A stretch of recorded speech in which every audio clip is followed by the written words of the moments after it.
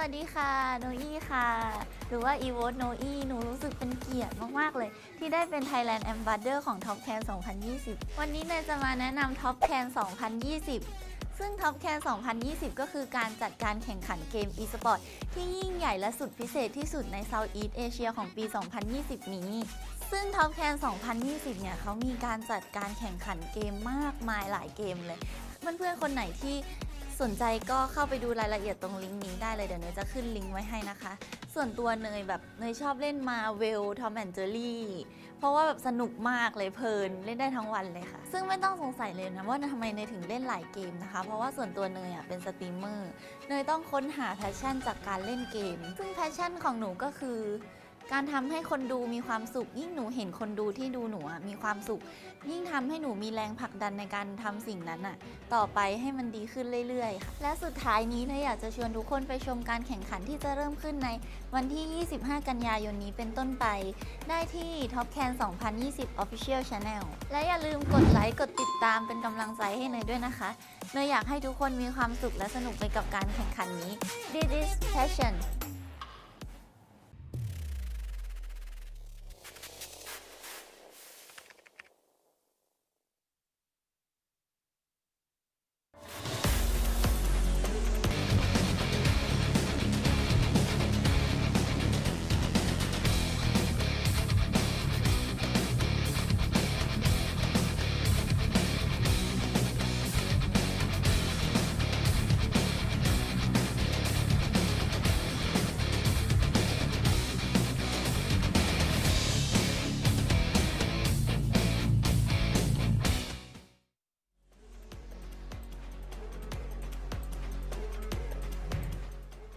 สวัสดีค่ะโนอี้ค่ะหรือว่า Evote โนอี้หนูรู้สึกเป็นเกียรติมากๆเลยที่ได้เป็น Thailand Ambassador ของ TEKKEN 2020 วันนี้เนยจะมาแนะนำ TEKKEN 2020 ซึ่ง TEKKEN 2020 ก็คือการจัดการแข่งขันเกม e-sport ที่ยิ่งใหญ่และสุดพิเศษที่สุดใน Southeast Asia ของปี 2020 นี้ซึ่ง TEKKEN 2020 เนี่ยเขามีการจัดการแข่งขันเกมมากมายหลายเกมเลยเพื่อนๆคนไหนที่สนใจก็เข้าไปดูรายละเอียดตรงลิงก์นี้ได้เลยเดี๋ยวเนยจะขึ้นลิงก์ไว้ให้นะคะส่วนตัวเนยชอบเล่นมาเวลทอมแอนด์เจอรี่เพราะว่าแบบสนุกมากเลยเพลินเล่นได้ทั้งวันเลยค่ะซึ่งไม่ต้องสงสัยเลยนะว่าทำไมเนยถึงเล่นหลายเกมนะคะเพราะว่าส่วนตัวเนยเป็นสตรีมเมอร์เนยต้องค้นหาแพชชั่นจากการเล่นเกมซึ่งแพชชั่นของหนูก็คือการทำให้คนดูมีความสุขยิ่งหนูเห็นคนดูที่ดูหนูมีความสุขยิ่งทำให้หนูมีแรงผลักดันในการทำสิ่งนั้นต่อไปให้มันดีขึ้นเรื่อยๆค่ะและสุดท้ายนี้เนยอยากจะชวนทุกคนไปชมการแข่งขันที่จะเริ่มขึ้นใน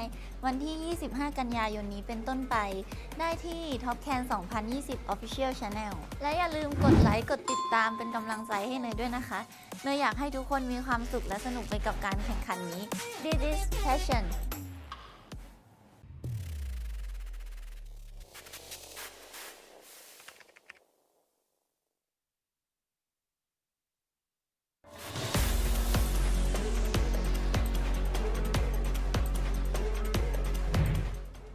Xin chào tất cả các bạn, mình xin tự giới thiệu mình là Đơ Ca Khỉ.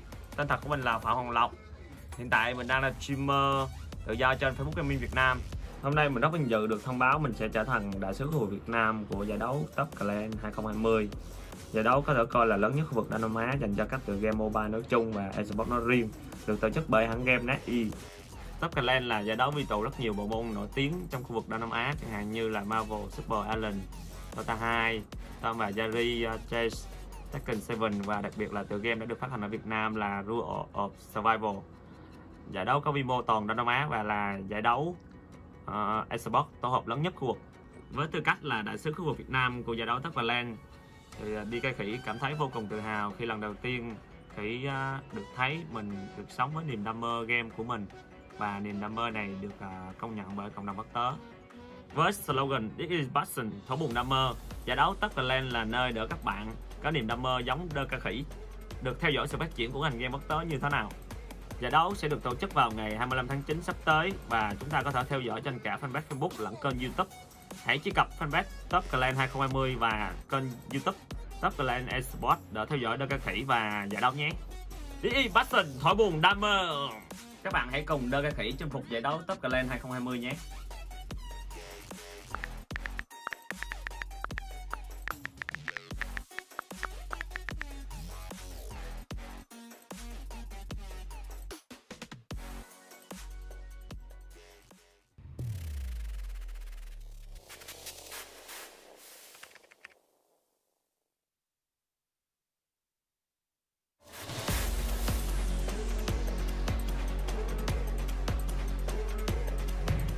everyone, I'm Shir Tolentino Barnacha, also known as Cherry Zaba, and it is my great honor to be the Philippine Ambassadress of Toplands 2020.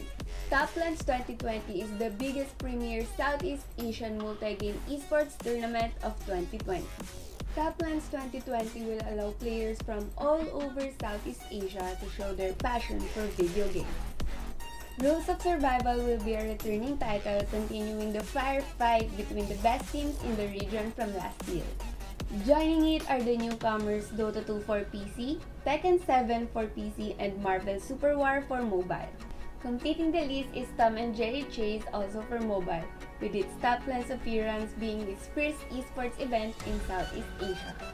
Toplands 2020 will fuel the passion of countless gamers around the world with the total prize pool of $85,000.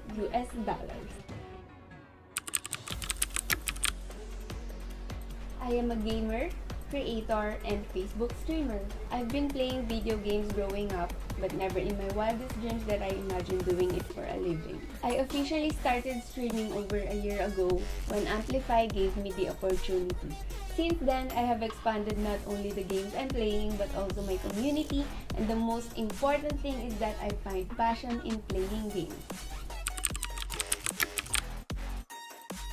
I mainly stream mobile games and I occasionally play computer games. As for me, passion is doing something without you even knowing it. It's like a part of you is missing if you're not doing that particular thing, which in my case is playing games and interacting with the people I met online, which are now my friends.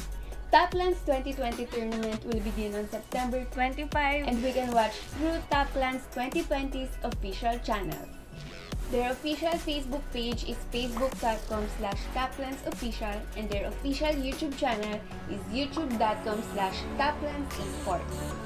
Let's follow the game together and say this is passion!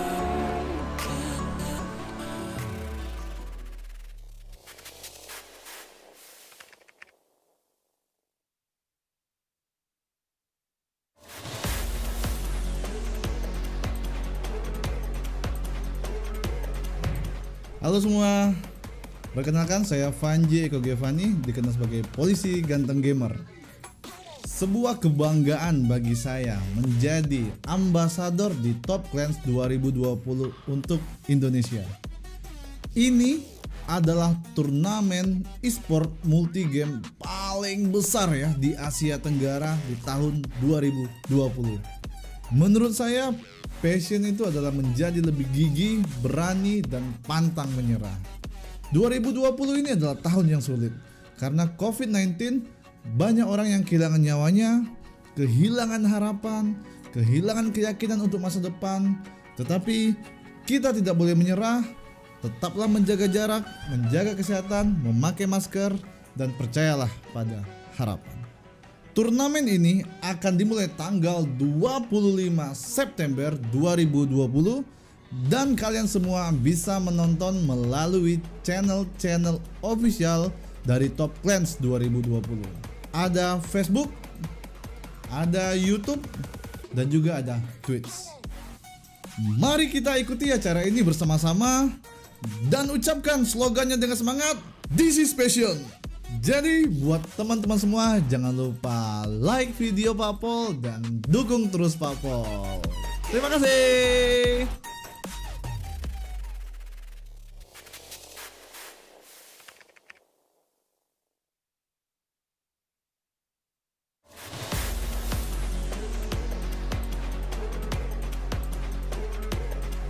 Hai, salam semua. Saya Master Kokan. Saya berasa amat bangga kerana dapat menjadi duta Malaysia untuk Toplands 2020, iaitu acara terbesar untuk pertandingan SEA Multi Games Esport 2020. Toplands akan mengadakan turnamen terbesar mereka dengan hadiah yang terkumpul cukup lumayan bernilai $85,000. Saya adalah seorang content creator dan juga saya seorang streamer. Perkara yang paling penting bagi saya adalah saya mendapatkan semangat dan juga kepuasan ketika bermain game. Bagi saya, kepuasan itu adalah apabila ketika saya bermain game. Ketika saya bermain game, saya berpeluang dapat berkenalan dengan kawan-kawan baru. Dan perkara yang paling penting sekali adalah saya dapat menjadi ahli gaming community di dunia ini. Itulah dia kepuasan kita. Pertandingan ini akan bermula pada 25 September ini dan kita boleh menyaksikan secara live di saluran rasmi Top Clan 2020, Facebook, YouTube dan juga Twitch. Marilah bersama-sama mengikuti permainan dan juga perlawanan ini dan tidak lupa untuk melaungkan slogan This is Passion! Peace!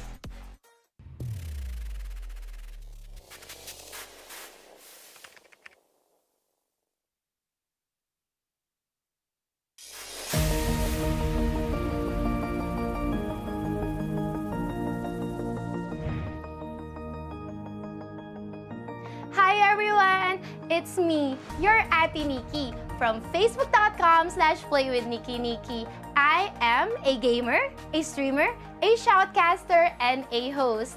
Everyone, I'm Shir Tolentino Barnacha, also known as Cherry Zaba, and it is my great honor to be the Philippine Ambassadress of Taplands 2020. Hey guys, Asura here, and if you guys don't know who I am a professional shoutcaster, esports commentator, content creator, and streamer residing in the Philippines. Hai, salam semua. Saya Mas Tegukan. Saya berasa amat bangga kerana dapat menjadi duta Malaysia untuk Top Clan 2020. Hello everyone, I'm Rosdak ASG, also known as Madam Mayora. I'm the team manager of Team Rosdak. Halo semua, perkenalkan saya Vanji Eko Gevani, dikenal sebagai polisi ganteng gamer. สวัสดีค่ะโนอี้ค่ะหรือว่า Evote โนอี้หนูรู้สึกเป็นเกียรติมากๆเลยที่ได้เป็น Thailand Ambassador ของ TEKKEN 2020 Hi, my name is Holler. I'm a caster, streamer, content creator, and you can find most of my work online at Holler TV. Hi everyone, my name is Bobby and I'm here at NetEase Games. I'm one of the community managers for Rules of Survival and Top Clans Esports. Hi everyone, my name is Arthur. I'm a caster, analyst, coach, and streamer from Malaysia for the game Dota 2. Hello everyone, I am Nam, Catcaster. I am shoutcaster of many games from Thailand. Hi everyone, I'm Clyde Lewis, player of Savage Gaming and player of one of the most grinding games in PH, which is ROS. Hey everyone, I'm Pat, the marketing manager of Top Clans from NetEase Games. I'm from the Philippines and this is my home office. It's really sad that the COVID-19 pandemic has affected each and everyone, especially the esports scene, including me as a gamer, a shoutcaster, and a streamer. It has definitely affected me in a lot of ways. Gigs has been cancelled, LAN tournaments has been cancelled. The pandemic affected us in a way that some of our players were not able to practice and play because they don't have their own computer. And we're usually present and cheering for our teammates in person at events like this, but now we're not able to do that because of the pandemic. So this pandemic has definitely hit everybody hard, even those, working in the esports or gaming industry. People might think that, we all do our job at home, and some of the time we do, but some of the time we also do those big events, live events. The epidemic affected us in the ways that we can practice together because one of my teammates doesn't have own computer. But we still practicing and teaching him our new strategy during ECQ. I think passion is defined by how much time you spend in the 24 hours of your day doing something that you love and enjoy. Passion for me is still doing what you love even though it was really hard for you. Passion is what drives me to prove everyone else wrong. Gaming is my passion. Passion for me and for my team is what pushes us to grind harder and what motivates us to push us to our limits. Gaming should not be all about competition, gaming should be about passion. I hope that Top Clans 2020 will bring out the best in every team that join the tournament. And thank you as well for the opportunity for us to play in your tournament. My expectation in Top Clans 2020 is a successful tournament, and I know that we will get a champion and show to all people that our play is remarkable. I hope that Top Clans 2020 will be fair and fun like last year, Top Clans Arena. We have been waiting for this, and I cannot wait to see the result. Top Clans returns this year to become the platform for gaming entertainment and to give an opportunity for competitive gamers to showcase their talents and be rewarded. So I hope you guys enjoy it. This is passion. This is passion. This is passion. This is passion. This is passion. It is passion. This is passion. This is passion. This is passion. This is passion. This is passion. This is passion. This is passion. This is passion.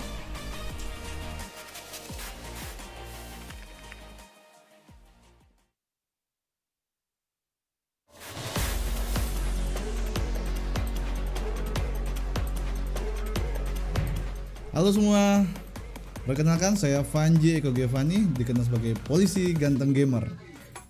Sebuah kebanggaan bagi saya menjadi ambasador di Top Clans 2020 untuk Indonesia.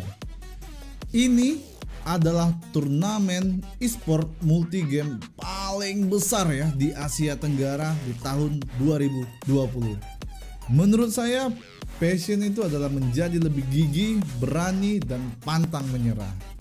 2020 ini adalah tahun yang sulit karena COVID-19.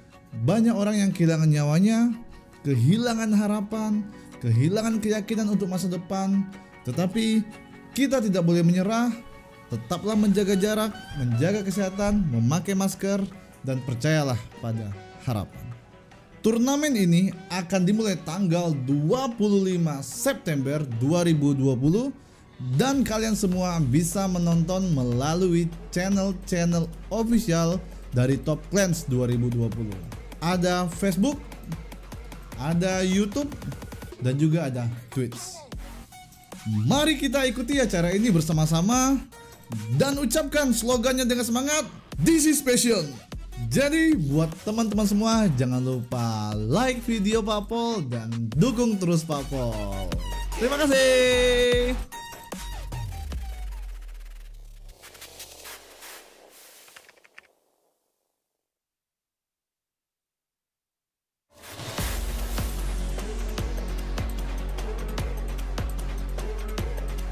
Hai, salam semua. Saya Mas Tegukan.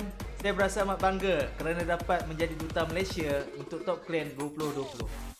Iaitu acara terbesar untuk pertandingan SEA Multi Games Esport 2020. Top Clan akan mengadakan tournament terbesar mereka dengan hadiah yang terkumpul cukup lumayan bernilai $85,000 USD. Saya adalah seorang content creator dan juga saya seorang streamer. Perkara yang paling penting bagi saya adalah saya mendapatkan semangat dan juga kepuasan ketika bermain game. Bagi saya kepuasan itu adalah apabila ketika saya bermain game. Ketika saya bermain game, saya berpeluang dapat berkenalan dengan kawan-kawan baru. Dan perkara yang paling penting sekali adalah saya dapat menjadi ahli gaming community di dunia ini. Itulah dia kepuasan kita. Pertandingan ini akan bermula pada 25 September ini. Dan kita boleh menyaksikan secara live di saluran rasmi Top Clan 2020, Facebook, YouTube dan juga Twitch. Marilah bersama-sama mengikuti permainan dan juga perlawanan ini. Dan tidak lupa untuk melaungkan slogan This is passion! Peace!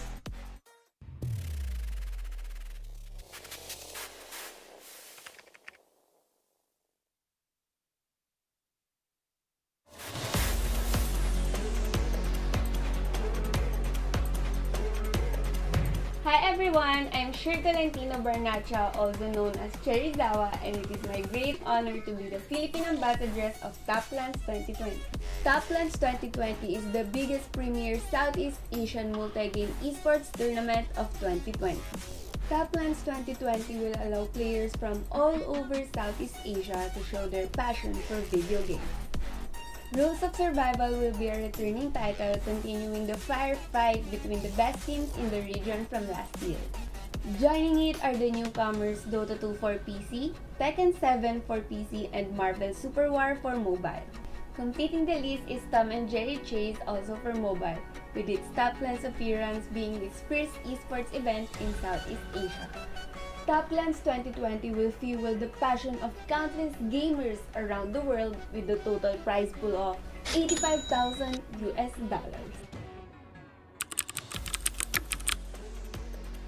I I am a gamer, creator, and Facebook streamer. I've been playing video games growing up, but never in my wildest dreams that I imagined doing it for a living. I officially started streaming over a year ago when Amplify gave me the opportunity. Since then, I have expanded not only the games I'm playing but also my community, and the most important thing is that I find passion in playing games. I mainly stream mobile games and I occasionally play computer games. As for me, passion is doing something without you even knowing it. It's like a part of you is missing if you're not doing that particular thing, which in my case is playing games and interacting with the people I met online, which are now my friends.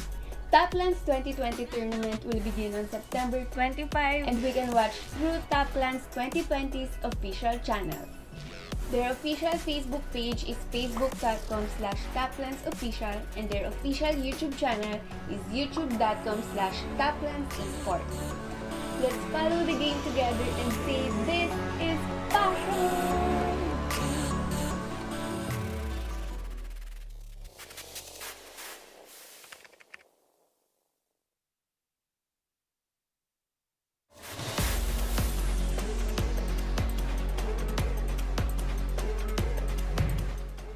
สวัสดีค่ะโนอี้ค่ะหรือว่า Evote โนอี้หนูรู้สึกเป็นเกียรติมากๆเลยที่ได้เป็น Thailand Ambassador ของ TEKKEN 2020 วันนี้เนยจะมาแนะนำ TEKKEN 2020 ซึ่ง TEKKEN 2020 ก็คือการจัดการแข่งขันเกม e-sport ที่ยิ่งใหญ่และสุดพิเศษที่สุดใน Southeast Asia ของปี 2020 นี้ซึ่ง TEKKEN 2020 เนี่ยเขามีการจัดการแข่งขันเกมมากมายหลายเกมเลยเพื่อนๆคนไหนที่สนใจก็เข้าไปดูรายละเอียดตรงลิงก์นี้ได้เลยเดี๋ยวเนยจะขึ้นลิงก์ไว้ให้นะคะส่วนตัวเนยชอบเล่นมาเวลทอมแอนด์เจอรี่เพราะว่าแบบสนุกมากเลยเพลินเล่นได้ทั้งวันเลยค่ะซึ่งไม่ต้องสงสัยเลยนะว่าทำไมเนยถึงเล่นหลายเกมนะคะเพราะว่าส่วนตัวเนยเป็นสตรีมเมอร์เนยต้องค้นหาแพชชั่นจากการเล่นเกมซึ่งแพชชั่นของหนูก็คือการทำให้คนดูมีความสุขยิ่งหนูเห็นคนดูที่ดูหนูมีความสุขยิ่งทำให้หนูมีแรงผลักดันในการทำสิ่งนั้นต่อไปให้มันดีขึ้นเรื่อยๆค่ะและสุดท้ายนี้เนยอยากจะชวนทุกคนไปชมการแข่งขันที่จะเริ่มขึ้นในวันที่ 25 กันยายนนี้เป็นต้นไปได้ที่ TEKKEN 2020 Official Channel และอย่าลืมกดไลค์กดติดตามเป็นกำลังใจให้เนยด้วยนะคะเนยอยากให้ทุกคนมีความสุขและสนุกไปกับการแข่งขันนี้ This is passion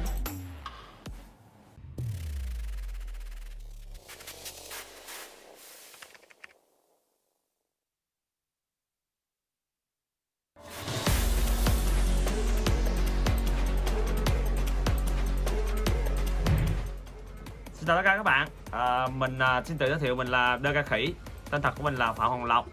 Hiện tại mình đang là streamer tự do trên Facebook Gaming Việt Nam. Hôm nay mình rất vinh dự được thông báo mình sẽ trở thành đại sứ khu vực Việt Nam của giải đấu TEKKEN 2020.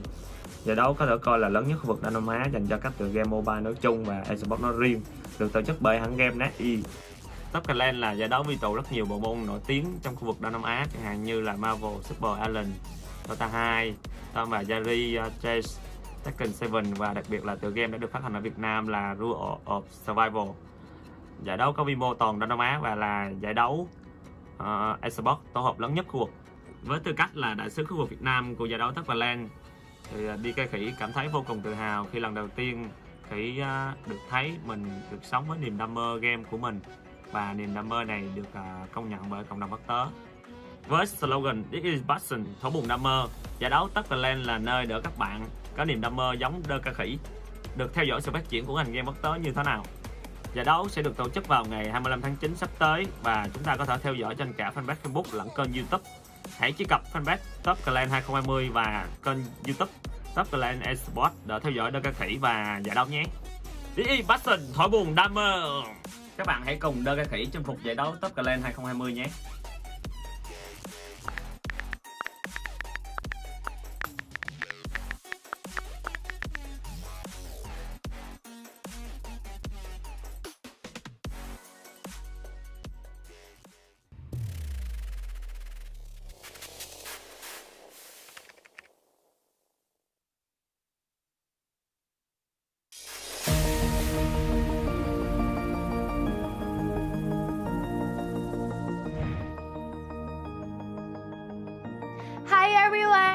It's me, your Ate Nikki, from facebook.com/playwithnikki.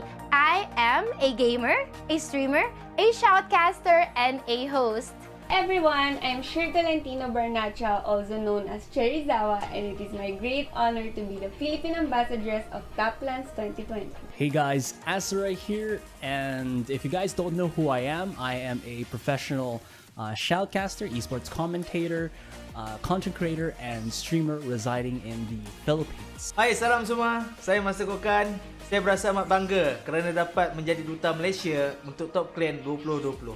Hello everyone, I'm Rasdak ASG, also known as Madam Mayora. I'm the team manager of Team Rasdak. Halo semua, perkenalkan saya Vanji Eko Gevani, dikenal sebagai polisi ganteng gamer. สวัสดีค่ะโนอี้ค่ะหรือว่า Evote โนอี้หนูรู้สึกเป็นเกียรติมากๆเลยที่ได้เป็น Thailand Ambassador ของ TopKen 2020 Hi, my name is Holler. I'm a caster, streamer, content creator, and you can find most of my work online at Holler TV. Hi everyone, my name is Bobby and I'm here at NetEase Games. I'm one of the community managers for Rules of Survival and Top Clans Esports. Hi everyone, my name is Arthur. I'm a caster, analyst, coach, and streamer from Malaysia for the game Dota 2. Hello everyone, I am Nam, cat caster. I am Chao camper of many game from Thailand. Hi everyone, I'm Clyde Lewis, player of Savage Gaming and player of one of the most trending games in PH, which is Nos. Hey everyone, I'm Pat, the marketing manager of Top Plans from NetEase Games. I'm from the Philippines and this is my home office. It's really sad that the COVID-19 pandemic has affected each and everyone, especially the esports scene, including me as a gamer, a shoutcaster, and a streamer. It has definitely affected me in a lot of ways. Gigs has been cancelled, LAN tournaments has been cancelled. The pandemic affected us in a way that some of our players were not able to practice and play because they don't have their own computer. And we're usually present and cheering for our teammates in person at events like this, but now we're not able to do that because of the pandemic. So this pandemic has definitely hit everybody hard, even those, working in the esports or gaming industry. People might think that, we all do our job at home, and some of the time we do, but some of the time we also do those big events, live events. The epidemic affected us in the ways that we can practice together because one of my teammates doesn't have own computer. But we still practicing and teaching him our new strategy during ECQ. I think passion is defined by how much time you spend in the 24 hours of your day doing something that you love and enjoy. Passion for me is still doing what you love even though it was really hard for you. Passion is what drives me to prove everyone else wrong. Gaming is my passion. Passion for me and for my team is what pushes us to grind harder and what motivates us to push us to our limits. Gaming should not be all about competition, gaming should be about passion. I hope that Top Clans 2020 will bring out the best in every team that join the tournament. And thank you as well for the opportunity for us to play in your tournament. My expectation in Top Clans 2020 is a successful tournament, and I know that we will get a champion and show to all people that our play is remarkable. I hope that Top Clans 2020 will differ and fun like last year's Top Clans Arena. We have been waiting for this, and I cannot wait to see the result. Top Plans returns this year to become the platform for gaming entertainment and to give an opportunity for competitive gamers to showcase their talents and be rewarded. So I hope you guys enjoy it. This is passion. This is passion. This is passion. This is passion. This is passion. It is passion. This is passion. This is passion. This is passion. This is passion. This is passion. This is passion. This is passion. This is passion.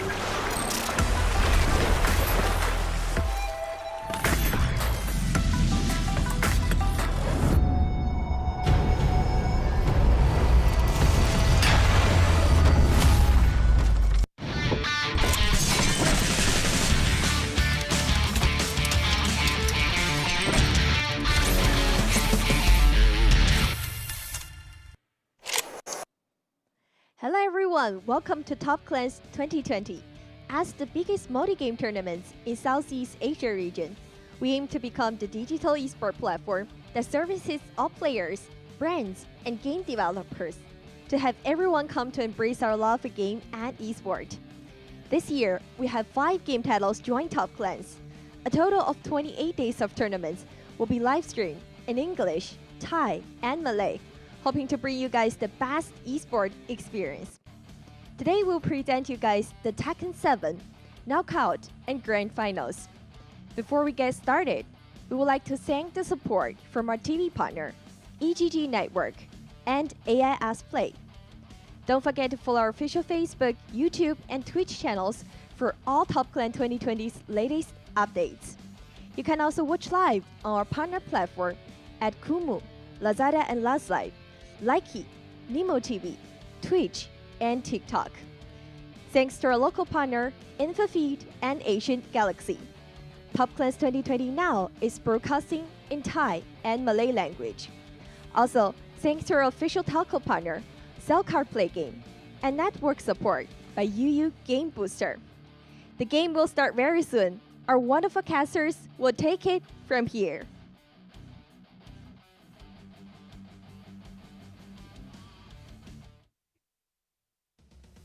And thank you so much for that introduction, Poppy. As always, your outfits are amazing. And of course, here we are now for the Top Clans 2020 knockout stage into the grand finals. My name is Asarai, and joining with me now, of course, is the one, the only, the impeccable, the amazing Wow. Thank you so much for that amazing introduction, Asarai. And all roads lead to here. We're going to find out who is going to win and take it all for the TEKKEN 7 part of the Top Clans 2020. We've been through Friday, Saturday, and now we are here. And I'm so excited because the top 4 is just waiting for us. Yeah, I mean, there's only 4 teams remaining, and we do have, of course, the roadmap that we have for these players. So we've already done 2 days from Group A, Group B, and now we are here for the double elimination finals, where at least if they do lose at the very start of this finals, they will still have a chance in the lower bracket. And here is your prize representation. Now, it's pretty easy. You know what? If you're first place, you get the highest biddies. It's $2,500 US. That's 50% of the prize pool. And then you go lower and lower for 1 to 50. If you're second, 700 for third, and then 500 for fourth.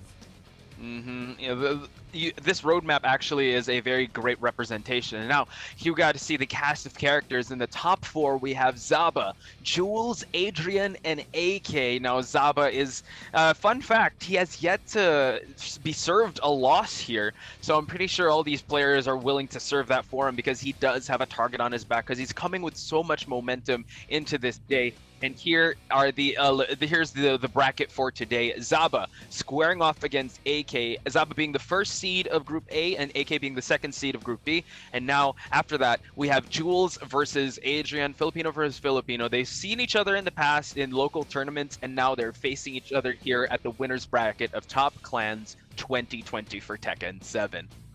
Now, something that people might be a little bit curious about, I would say that's the perfect word for it, is this isn't what we were expecting to see in terms of our players, coming into the finals. Like, we had, again, decorated players such as Dojin and Book from Thailand. That was like, what just happened? Like, Dojin losing, these particular matches, especially, I believe, up against Adrian, who also himself was, again, a very strong player, but it seems like Dojin always appears in the finals, but this is one of those moments where we're not going to be seeing him. And also a similar case to Book, who has, hasn't won a single game in the Group A? I believe so. We'll have to look into that. But yeah, it was a tough run for Book.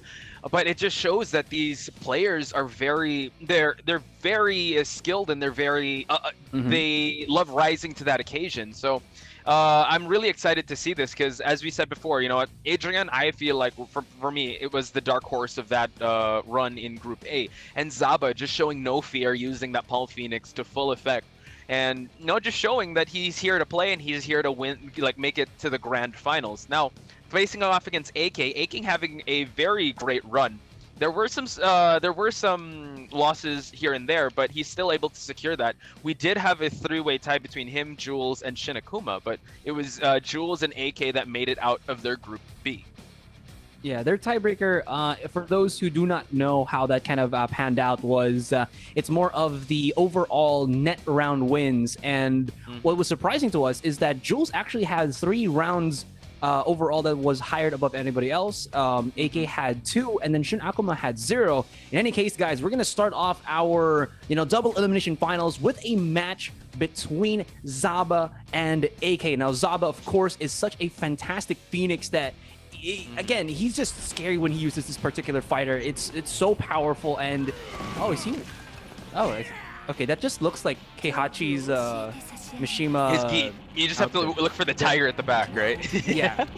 Okay, that just caught me off guard. All right, let's go. It's all good. Yeah, I usually remember seeing him in the ninja outfit or the cowboy outfit, but here we have Zaba with the Paul Phoenix, AK with the Kazumi, and AK landing in this stage is actually pretty good because he loves using Howard Estate, but Zaba not allowing him in the opening exchange. Oh, wow, power crush to the wall, lots of damage, nice wake up, but Zaba still keeping him there. One more poke will do it. AK pulls the trigger on Crimson Dawn, and he does have Rage.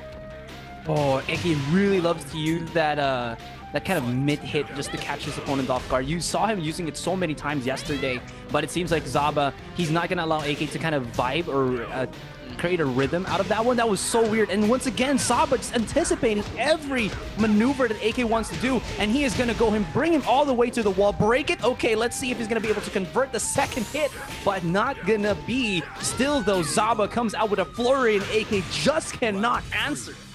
Wow, AK was almost at the receiving end of a combo highlight reel courtesy of Zaba, but now 2 walls broken by Zaba, and now AK trying to fight back some real estate here, getting his back against that wall. And as you remember, that mid punch, that diamond flash, that running 2, AK loves using it, spacing him out, and when Zaba has that false sense of security of coming in, you best be ready that AK is locked and loaded with that.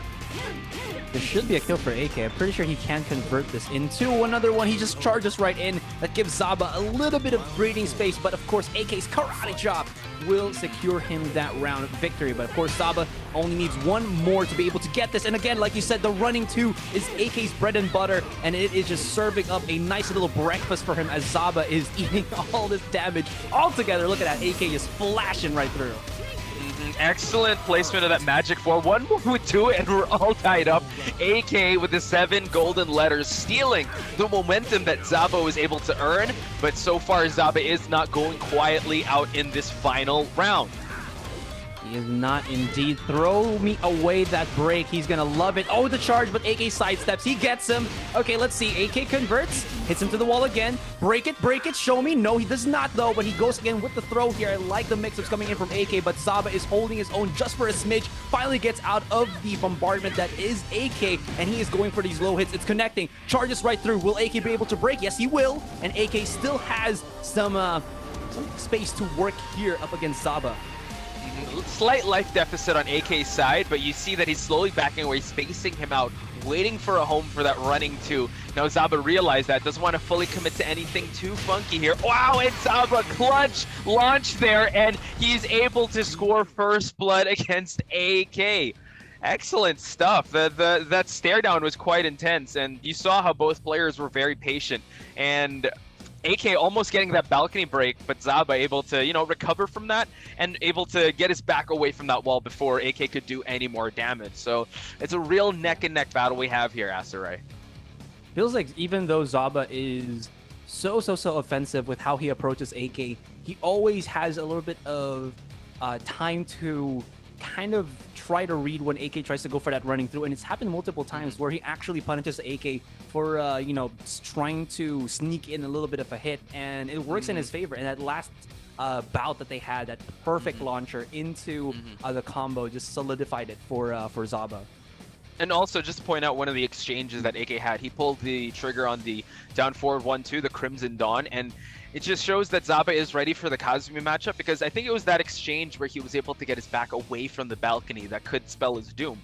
So I am thinking AK might go back to the drawing board, because early in this state, I mean, it's top 4. I know it's double eliminations, but you don't want to be sent to the losers bracket right away. You still want to hold on to that second life of yours. So I have a feeling AK might be considering the Shaheen pick because we've seen him use it yesterday when the Kazumi didn't work out to its full effect.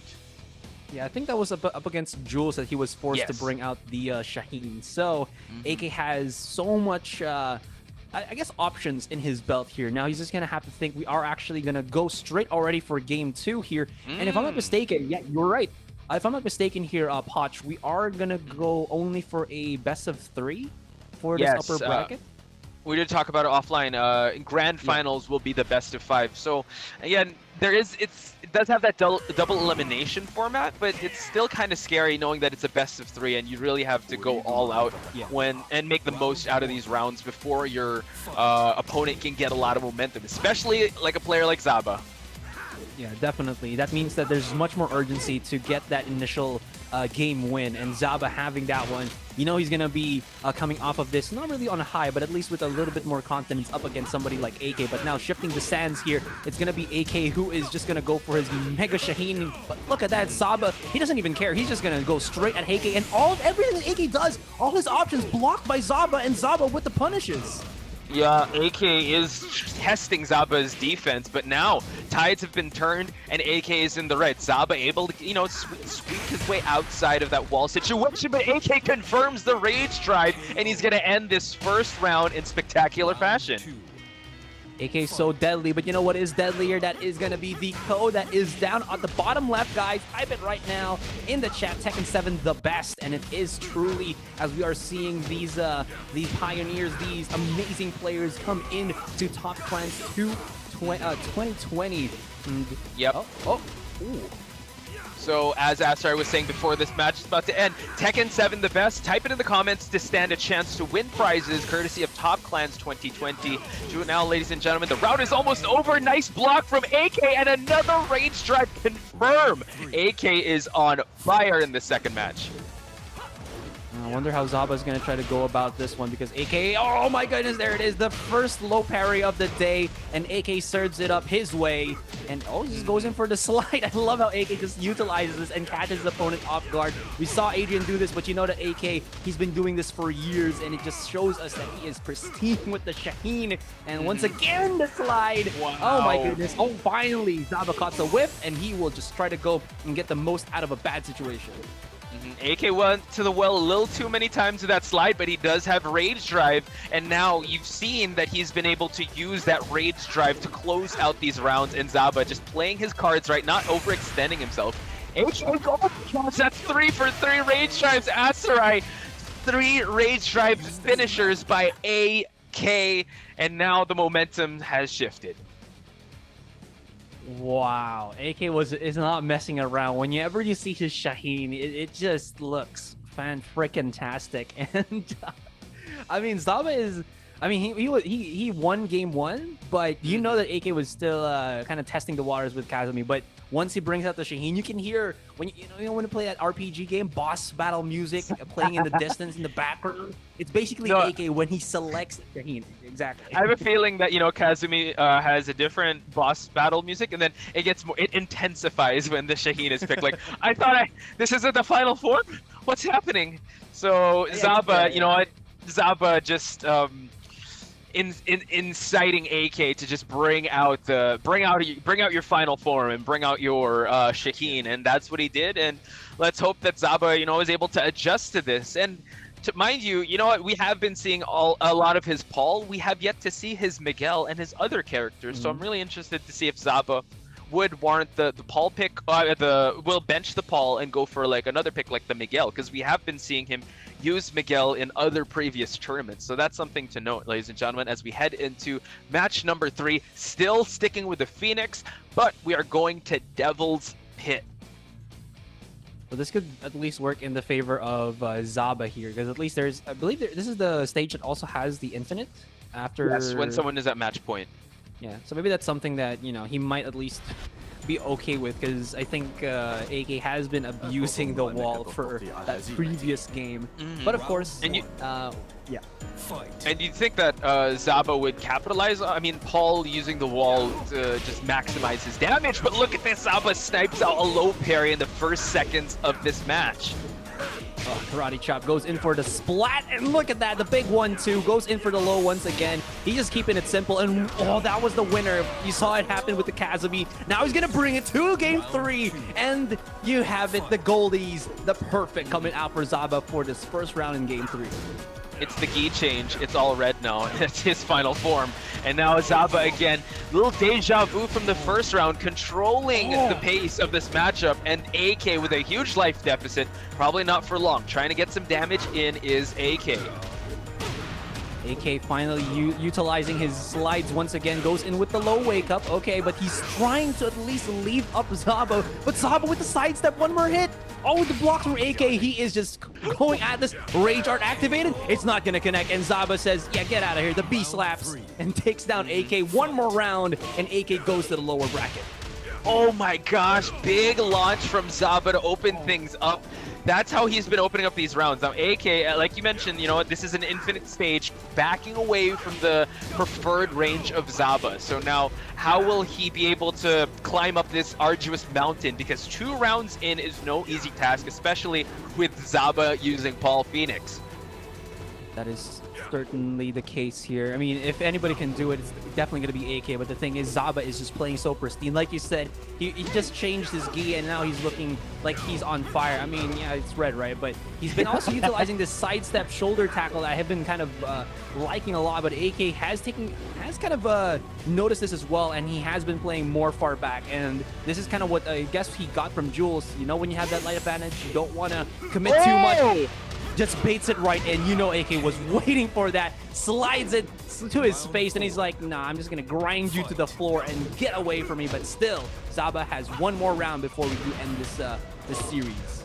I want to see how much backing away AK is doing, because he's really baiting Zaba to come in, and he has that eagle uppercut ready for him. And see Zaba trying to trade blows with him.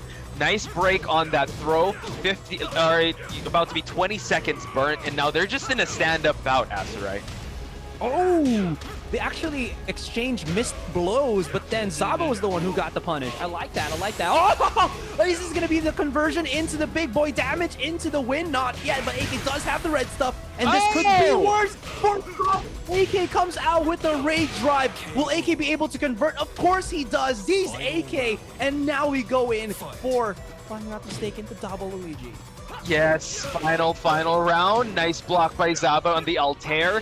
And now AK so dangerous with that rage drive. Just, he's able to really close out rounds with that. And there's that sidestep shoulder tackle, as you mentioned. Zaba has been using the timing of that really well. Nice block on the hop kick. Didn't pull the trigger on the shredders. Nice punishment by AK. And look at it, gets the slide of the serpents, and AK is moving forward in the tournament. AK serving. Yeah, Sorry, go ahead. just AK serving the first loss to Zaba in spectacular fashion. You saw the Kamizumi pick didn't really play out to how he wanted, but you know what? That Shaheen, that final boss music intensifies, and you know what? It shows that AK, it means business whenever he picks that Shaheen. Yeah, it just seems like, at least from my standpoint, Zaba utilized a nice flurry of options there for him at the starting couple of rounds, but he used it way too often, and AK was able to adapt. Especially, you know, I was pointing out the sidestep shoulder tackle. It worked flawlessly at the initial rounds on game 3, but you saw that AK, he was just blocking it at the last parts. Now, let's check quickly the bracket, guys, as of course we do have already our victor for our first match in the upper echelons of this finals, and there you have it. AK moving on, waiting for the winners between Jules versus Adrian, and Zaba still has 1 life left. He is over there at the lower bracket, and he will be waiting for the outcome of Jules versus Adrian. And as you mentioned, if we're gonna just cap off what just transpired, yeah, AK just caught wind of the timing of Zaba's offense, and he did have to just weather out that early storm, especially with his Shaheen. So excellent stuff on AK's side, but not the last you'll see of Zaba. But as we speak, they are getting ready. Adrian versus Jules. We've seen these players face off in the local scene here in the Philippines, and now they're facing off at Top Clans 2020 for Tekken 7. Yeah. So Jules, I think the character fighter that he used the most yesterday that really left an impression on me that I keep fanboying about was the Bob. It really is just allowed him to, I think, break away most of his opponents, especially up against people like, I believe that was Ryozun. Oh, sorry, Ryozun. Yeah. Shinakuma was in that bracket too, but I think it was the Bob that really. He brought out 3 characters. It was Bob, Jin, and Leroy. So the Jin, I know he faced Shinakuma with, and we were geeking out over like, oh, they picked their mains. And then he kind of switched it out for the Bob, and the Bob actually did more damage, and he seemed a lot more comfy in this online environment with Bob. So I'm really excited to. I'm with you, Aster. I'm really excited to see that Bob. He does have that Leroy trump card if ever he needs to bring it out. And on Adrian's side, he did bring out the Shaheen and the Paul Phoenix. So I have to say that, aside from seeing a lot of Shaheens, we've been seeing a lot of Paul Phoenix from both Adrian and Zaba. Yeah, so we have seen kind of a good little mixture here as well. Wait, was it just me, or did we see a Zafina in the previous days as well? Yes, we saw Zafina, I believe, from Adrian too, I think. Adrian, right? It was Adrian. Yeah, Adrian brought out a Zafina. So interesting stuff that Adrian actually has a plethora of characters to present. And, we have been drawing some comparisons between Adrian and AK, and this is why, because he does love rocking that Shaheen. And as you mentioned, you called it right, Jules with the Bob, and we're going to Jungle Outpost 2. A lot of real estate to work with, a balcony break, and a wall break at the bottom. So there's a lot of options for both of these players right now. You see how versatile Jules is with the Bob, as well as, of course, Adrian's Shaheen from the yesterdays of the matches. But now we begin our second upper bracket match here between Adrian and Jules, who's going to be brought down to the lower to face our other competitor, Zaba. And that's still up for debate here. Oh, nice little low parry there from Jules. And you see that Jules doesn't want to push the action so much. If he wants to, he'll back away and just wait for Adrian to make a mistake or leave himself overextended. We did mention that Jules loves playing defensively, loves making the clock work against his opponent, and that's what he's doing. But slight life lead is with Adrian, but not for long. Oh, I was wondering if Jules is actually going to go for the wall break there. He does not decide to go for it, or maybe he's just testing something different out. We're now down to like 15 seconds left onto the clock, but I think Jules should be able to beat this out once more. He went for the low hit. That's going to at least trigger Adrian to use his rage drive, but all blocked by Jules. The defensive titan of Omega coming out with a clinic on his defensive capabilities. Exactly, and they do say Bob is like another Mishima, but look at that. And I was going to say that he does have that hell sweep, but Adrian was able to read it, and he's going to collect this huge chunk of damage, double Scorpions to bring us to the ground floor of Jungle Outpost. Seems like Adrian did drop the combo there as well, but that's not going to stop him from completing this HP drain that he is doing on Jules. Adrian's playing like a vampire here, where he's just like slurping all the HP of Jules. No, he's not, but it seems like he's doing just that. Yeah, he's a daywalker here in the sunlight of Jungle Outpost, if ever. He does have the shades, though. And now you see Jules playing the spacing game. Adrian doing the same, because Shaheen does have tools to snipe out if Jules overextends with that down forward 2. So he tries to do it over there. Jules trying to punish accordingly, and still playing it safe are both these players. They are. I mean, there's such a life. I'm not really a big life lead, but there's a slight life lead for Adrian, and he knows this. So Jules has to kind of chase him down, and Adrian was just waiting for the perfect time. And look at that, like a scorpion, he stings, and it stings really bad against his opponent. But Jules does have the red stuff, and immediately comes out swinging because he knows he has to catch up. 10 seconds left onto that clock, and there's not a lot of options yet for Jules here. The rage drive into the Bob rollies. I love it, but it does not. Adrian still blocks it perfectly, and chase me. You cannot get me, and that is Adrian with 2 rounds already for game 1. Yeah, Adrian is trying to play at Jules' game, playing patiently, not overextending himself, and not giving Jules any leeway to capitalize on, but he finds a spinach uppercut, and you saw that last spinach uppercut was blocked and punished. Now Jules capitalizing on this huge momentum he gained in the 4th round. He's just pushing Adrian back as much as possible, but Adrian, of course, breaking through. Oh, nice little side step from Jules there. Not able to get the big punish or a launcher, but he is still worried here because it puts Adrian to the red. That's going to be very dangerous from him, and Jules just does not allow Adrian to have any form of opening whatsoever. Even knows that the rage drive was going to be coming, and Jules just blocks it, slaps Adrian to the floor, and we have ourselves a game here. That was 2 for 2 rage drives blocked by Jules. His defense is unquestionable in this matchup. He really wants to play the defensive game and just dart right in. Another nice block by Adrian on that hell sweep. Adrian's defense is also putting the test, and he is passing with flying colors, Asarai. Definitely is, and no, Adrian just getting a tiny bit of an advantage here. Jules keeping him to the wall and able to convert a good chunk of damage as well as Adrian was about to go for the wake-up. Jules sneaks in a double kick as well, and look at that. Nice little amount of grabs, but Adrian does break free from this one, and Adrian just knows Jules is mixing it up as hard as he can, but we are neck and neck in terms of the HP, and look at that. The footsie is so similar from these men. Oh my goodness, he's gonna get kicked. Low again. It seems like Adrian has the upper hand here. Jules, he has to steamroll in. He's just going for the rage drive, and it's not working. The mix-up not connecting, and Adrian just blocking. Look at Total Beast! Oh my god, Jules! Jules, the time's up! We got it! Adrian got it just by a sliver of health. My goodness. The exchange there. Jules burning the rage drive, that supersized missile rage drive, but again, Adrian's defense was so on point in that last series, and he just had to block, and then you saw he got that belly buster for that wall splat, and it was just the time, Asarai. Wow. You gotta commend Tekken 7's developers for making it so that after it hits 0, you can't do any more damage, and Jules was like, please, have a second more, I could have won this. You gotta feel for just that one, but Adrian, perfect blockings from that man. Yeah, it just shows that. I mean, we did say that Jules is a defensive specialist when it comes to playing this game, but we just saw that Adrian was also able to change up the pace, and I love the different styles of matches we've been seeing. Like between Zaba and AK, I don't think he even reached the 30-second mark at one point, but here it was winding down to the single digits, 9 seconds, 2 seconds, time ups. And I'm really interested to see how this match will play out, because usually it's crazy in usual fights when it's time up and it's left to the judges' scorecards. We're usually disappointed, but in Tekken it's so hype, Asarai.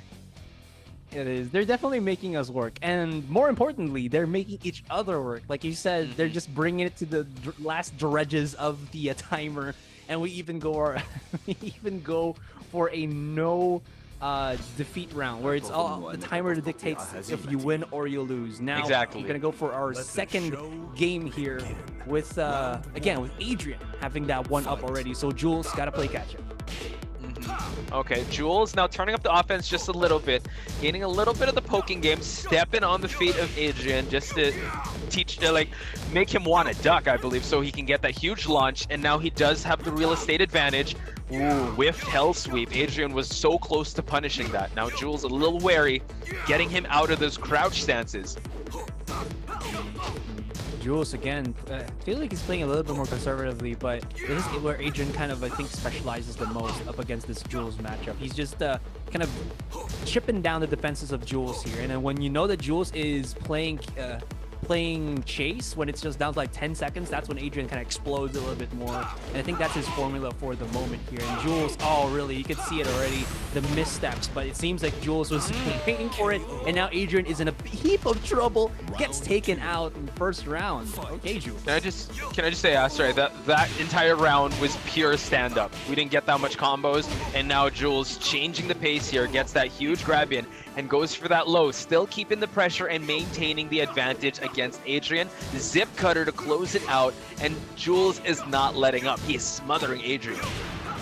He knows that Adrian is playing a little bit more afraid here, even though Adrian does have the one up, but it's working in Adrian's favor for just a smidge. Although big kick coming out from Jules. Let's see where he goes. There's the breakdancing bob that we all love to see. One more hit from Adrian though, but he does have the opportunity to go for a combo as well. That should solidify his win here up against Jules if he can just find the opening that he needs to. But Jules like you said, the best word to describe it, smothering Adrian from the get-go. And leaving him with not that much options. He needed to commit to something huge there for him to gain that round. But, you know, the life lead was on Jules' side. And now the tides are turned just a little bit, but Jules is really winning in the stand-up bout. And when Adrian gets a little overzealous, Jules is ready for a launch. He is. Just you just gotta love how Jules plays this one. Whenever he finds that pristine moment to do it, he just does it, and it works out in his favor. Now Adrian, again, he's just playing a little bit more passive here. I think he's respecting Jules too much, and that's kind of a worried sub because you can feel Adrian, even though he's playing the footsie game, he's playing a bit more far back, if I'm not mistaken. In any case, though, he is just trying to play chip away, and now Jules has to play catch-up, but this is where Jules becomes just explosive, just like that. Oh, no. Here comes the mix-up with the Rage Drive. Let's see how this is going to pan out. 7 more seconds left onto the clock. Goes in for the low hit, but now it seems like Jules is going to be on! 3 rounds straight! 3 rounds straight for Jules! That was a crazy exchange. You saw that Adrian was able to do the Falcon Shield parry for him to switch sides, and Jules burning the Rage Drive just to get a little bit of an advantage there. And you saw how dangerous how dangerous Shaheen is with his Rage Drive locked and loaded. But Jules with that zip cutter, pristine like photo finish there. I honestly thought it was gonna go to a double KO, but Jules, you know, getting 2 rounds in. So 3 rounds straight for Jules. We're tied in at 1-1. Asarai. Yeah, I feel like Adrian really has to change the way that he approaches Jules here. I think it just feels like, you know, a little bit more respectful than what we saw from game 1. And that kind of switch up that Adrian has been playing is just like Jules is like prepared for it. And even though Jules at certain times looks like he might lose, calm, collected play style, and like you said, he just explodes with the bob once he gets that tiny tinge of opportunity to go at it.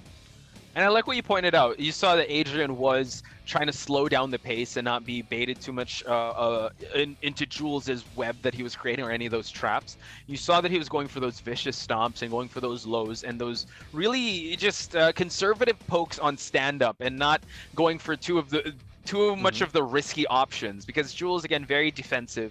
And now we're going to Jungle Outpost once again, ladies and gentlemen. This is the 3rd match. You know, it's really neck and neck, and it is a barn burner of a match. Just changing up the outfit just a little bit for Adrian. Jules still with that signature bob. I'm so happy to see Bob Asser, right? It's just so hyped to watch a Bob matchup. I just want to say it's really hot right now, so the outfits are a welcome because these are pretty breezy outfits. You know, you don't want to have like a parka or something when you're gonna be fighting. Oh yeah, they're dressed for the occasion. They're here to sightsee the Jungle Outpost. Now, oh wow, Adrian whiffing that hop kick. Jules was ready for that punish. Adrian answering back, still at the center of the stage though. No one getting that balcony break as of now. Adrian is now feeling himself a little bit more, but it seems like Jules is sneaking in a little bit of these 1-2s. Okay, breaks the throw, goes in, does not launch though, interestingly enough, but does put down Adrian to really, really critical levels of HP, but Adrian still does have his Rage Art or Rage Drive, but Jules keeping it safe, just goes in again with the punch and the kick and the low, and that's going to be the first round for him. Still, momentum is on Jules' side, and he really is adjusting well to how Adrian is changing up the rhythm. Nice punish there by Adrian. Jules now sees that he does have the real estate advantage, backing away and just baiting Adrian to do something reckless, and he'll be ready for that punish. Less than half HP for Adrian. Not for long though. He's still trying to get back in this. This is just showing us how Jules is so knowledgeable, and I think it's just overwhelming right now with the experience that he is showing to us. Like Adrian, options-wise, from what we are seeing here, he's kind of cut off to what he can do up against Jules, especially, again, we were hyping it up a lot. The defense of Jules right now, so unbreakable for Adrian. But it could also be because, you know, Jules, you said it already, sparring partner up against AK, who also mains the Shaheen, so he knows the moveset of this particular character. And look at that, Jules is slapping Adrian to the floor, and Adrian can't wiggle himself out. Yeah, those were 2 hell sweeps in a row to the zip cutter for him to gain that HP, the advantage of the HP. And look at that, Jules getting a launch in. The wall was not quite there. Adrian does have rage. Jules, can he close this one out, or will Adrian extend the rounds of this match? Nice, well-placed Sandstorm to the Serpents. Supersized missile, what's the mix-up? Oh, goes for the rage drive. Did he go for the slide? And he did, but Adrian is coming out on top in this round. I was a little bit scared. If Adrian's HP was more low, I think Jules would have won that. But you know what? It's a risk that he took, and it's a risk that allows him to keep floating a little bit more in this upper bracket. But now Jules reset the round. He's just going to come out a swinging, and look at that. He's not going to allow Adrian to do anything. Nice little orbital there. Follows up. Okay, Adrian, we see you. He's coming alive here, ladies and gentlemen. And the hopes and dreams for Adrian still alive to keep himself just here in the upper bracket. So we'll see how this kind of pans out, as now both of these sides have similar HPs, but again, Jules just needs one more round. Less than 30 seconds left on the clock. Adrian almost receiving rage. Jules wants to go for something big. He wants to close it out. He does. Excellent conversion here, and that could be it. He gets the wall, and Jules is moving on, ladies and gentlemen. Congratulations. Excellent stuff so far on the side of Jules. And, you know, it's just... you saw the back and forth of the match that we witnessed. Adrian and Jules. Adrian trying to change up his timing in the second round, but Jules catching wind of that. And now Jules is gonna face AK as he moves on in the brackets. Just felt a little too late on that final round before Jules went the extra mile. Oh, you guys saw a little bit of a picture there. Yeah, I needed to find my. I was looking for those glasses, so I come back. Yeah, let's check out the brackets real quick first. Yeah, as we talk about that match, it was great action, Tekken action from bell to bell, and they did not disappoint. You know what? They really went out guns blazing. Jules, congratulations, him moving on. He will be facing AK in this next portion of this next part of the winner's bracket. But now we do see the loser's bracket, which is going to be Zaba versus Adrian. That's going to be very interesting to watch, because I believe Zaba served Adrian his first loss. So really interesting to see that, and as well as AK and Jules, because Jules did best AK in their meeting at Group B. Yeah, so that's why we had like a three-way tie, I believe, from yesterday's Group B. And yeah, so we're just gonna again wait for the next match to go underway. But before we do get into the next best of 3 here, guys, we'd like to thank, of course, our sponsors. Thanks to our partner platforms at Kumu, Lazada and Laz Live, Likey, Nemo TV, Twitch, and TikTok. And of course, thanks so much to our local partners, InfoFed and Ancient Galaxy. We are now broadcasting in Thai and Malay language. And thanks to our official telco partners, Cell Card Play Game, and network support from UU Game Booster. Without all of these amazing sponsors, we will not have been able to do this for you guys and have these really awesome matches. And I am just having the time of my life right now. I cannot wait to see who gets into the grand finals here, Potch. It's really an exciting time, especially this type of format. Top Clans 2020, this invitational just brought the best of the Southeast Asia region to represent and really show what they got in terms of Tekken 7 prowess. And you know what? They have not disappointed. We've been seeing different types of matches, different characters, different meta picks, and it's just it's an amazing time to be a Tekken fan. And I'm so glad to be calling the action here with you as we move on to find out who will win the Top Clans 2020 for Tekken 7. Yeah, definitely. So I believe our next match to view is going to be still in the upper bracket. Before we do see the Zaba Adrian rematch, it's gonna be the first here between AK and Jules. Now AK, you know he's out for blood because you said it already. He lost to Jules. Even though AK was using all of his signature characters, Jules, he just locked and downloaded AK, and we're just gonna go for actually a quick breather here, guys. 5-minute breaks before we get into our next match. So don't go anywhere. Top Clans 2020 will be coming back after that quick breather.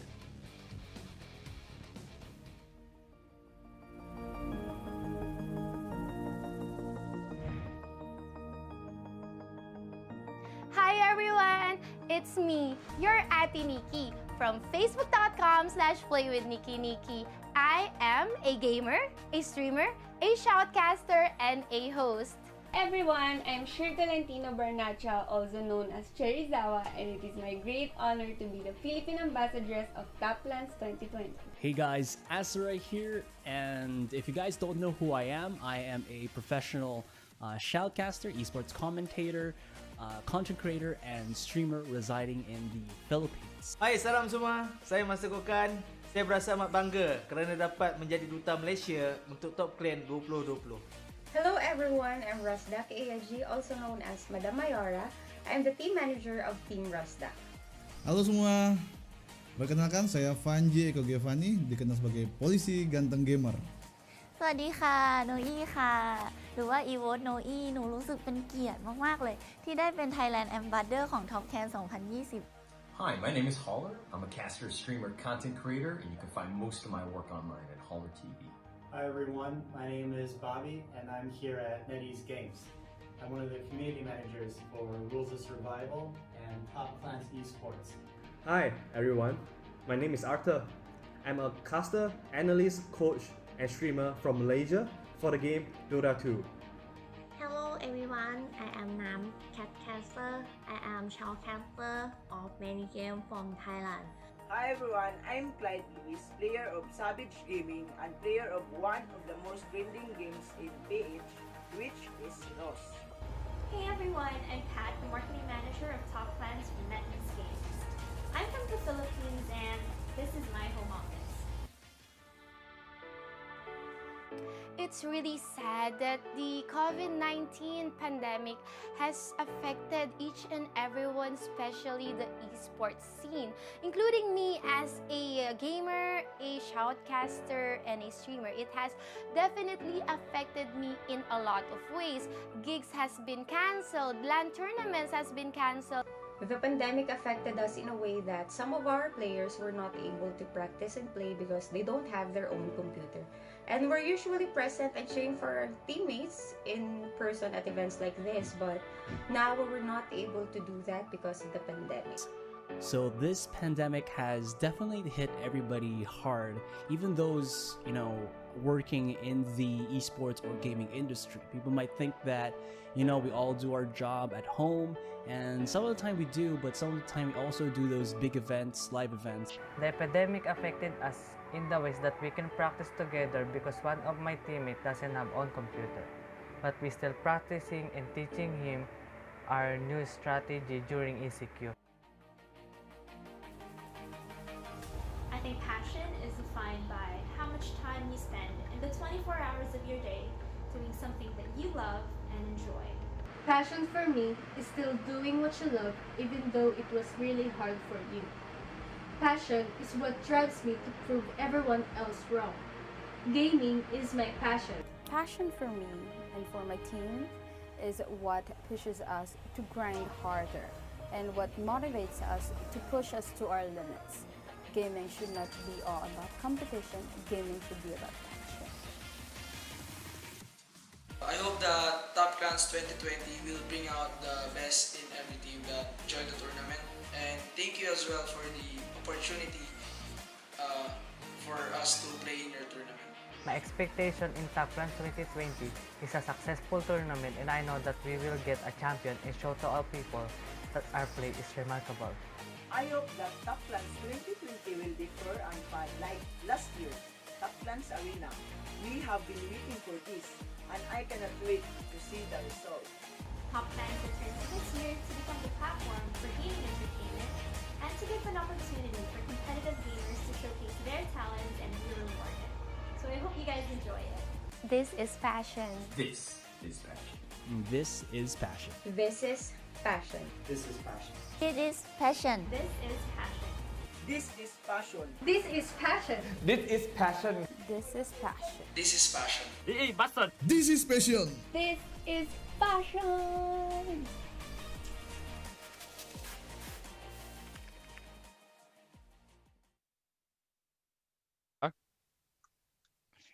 Welcome back to Top Clans 2020 Tekken 7. Sorry, Asra, I'm so excited. I just had to welcome everyone back because I'm really excited to see this next match. We have AK versus Jules. Everyone in the Philippines knows them, especially that they've been following the Tekken scene. They do face each other in top 8s and top 4s, and now it's just another come to full form here at Top Clans 2020 for Tekken 7. Yeah, I'm just like looking forward for that. Anyways, guys, let's check out our first lucky viewer for today's finals stream. Who is the lucky man? Whoa! Marco Veraya. And looks like Potch knows this man. Oh, it's Yeah, Mouts. It's belated happy birthday, sir. That was just his birthday. This has actually come to full form. Yep, we gotta. There we go. Shout out to Mouts. Thank you so much for watching, sir. He's probably supporting, it's obviously the local scene here. But yeah, great stuff. I love how Top Clans just, rewards people for watching with that awesome mystery code. So do watch out for that. But as we were saying, Jules versus AK. I want to get Asarai's thoughts in this. How do you feel about this matchup?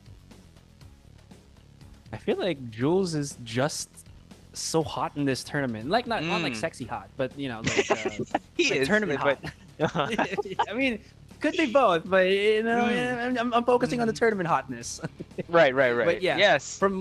Exactly. Just to finish what I was saying, from yesterday's, from what we saw from yesterday, it just seems like he is unstoppable as of the moment, and I'm not sure how AK is going to be able to adjust to that today, because again, we are still on this best of 3 format till we get into the grand finals, and it seems like Jules is looking a little bit more adjusted to that particular format compared to like AK, who seems to be struggling slightly. I'm not sure if that because he's more used to the best of 5, or it's just because of how Jules just came prepared in this tournament. But either way, Jules seems like he is nigh unstoppable right now.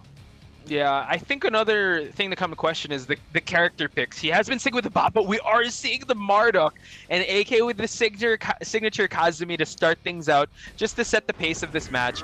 But Jules with the Marduk, the first Marduk of Top Clans 2020 for Tekken 7, and you do think that Marduk just by the looks of it, he's a behemoth. He wants to go for aggressiveness, but Jules being so cool, calm, and collected with the offense just really plays to his advantage. The toolkit of Marduk. Was it just me, or like it just makes it easier for AK to also hit Jules here a lot? Oh my god! Oh, he just goes in for the tackle, but actually AK breaks free. He's soaring his fly and his AK. But for the moment, Jules. Oh, once again the running to AK. You got to be worried about that. Yeah, again, Jules has to put up the defensive walls because AK with the Kazumi loves chipping down his opponents and giving them less options to work with. Snipes out a beautiful hop knee, and now Jules in the red. AK though, can he pick up the pieces of the damage that has been dealt?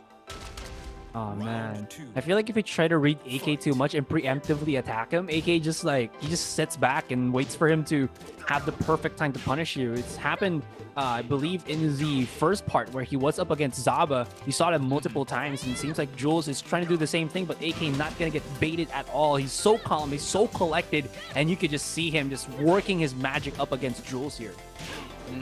We've seen it. Oh, tackle, but nice stuff of that tackle by AK. Jules working with a little bit of life deficit. Nice drop toe hold there. Goes for the tackle. What's the guessing game? Double axe handle denied by AK, and Jules playing the spacing game, but finds a huge launch, and he's going to capitalize on a lot of damage.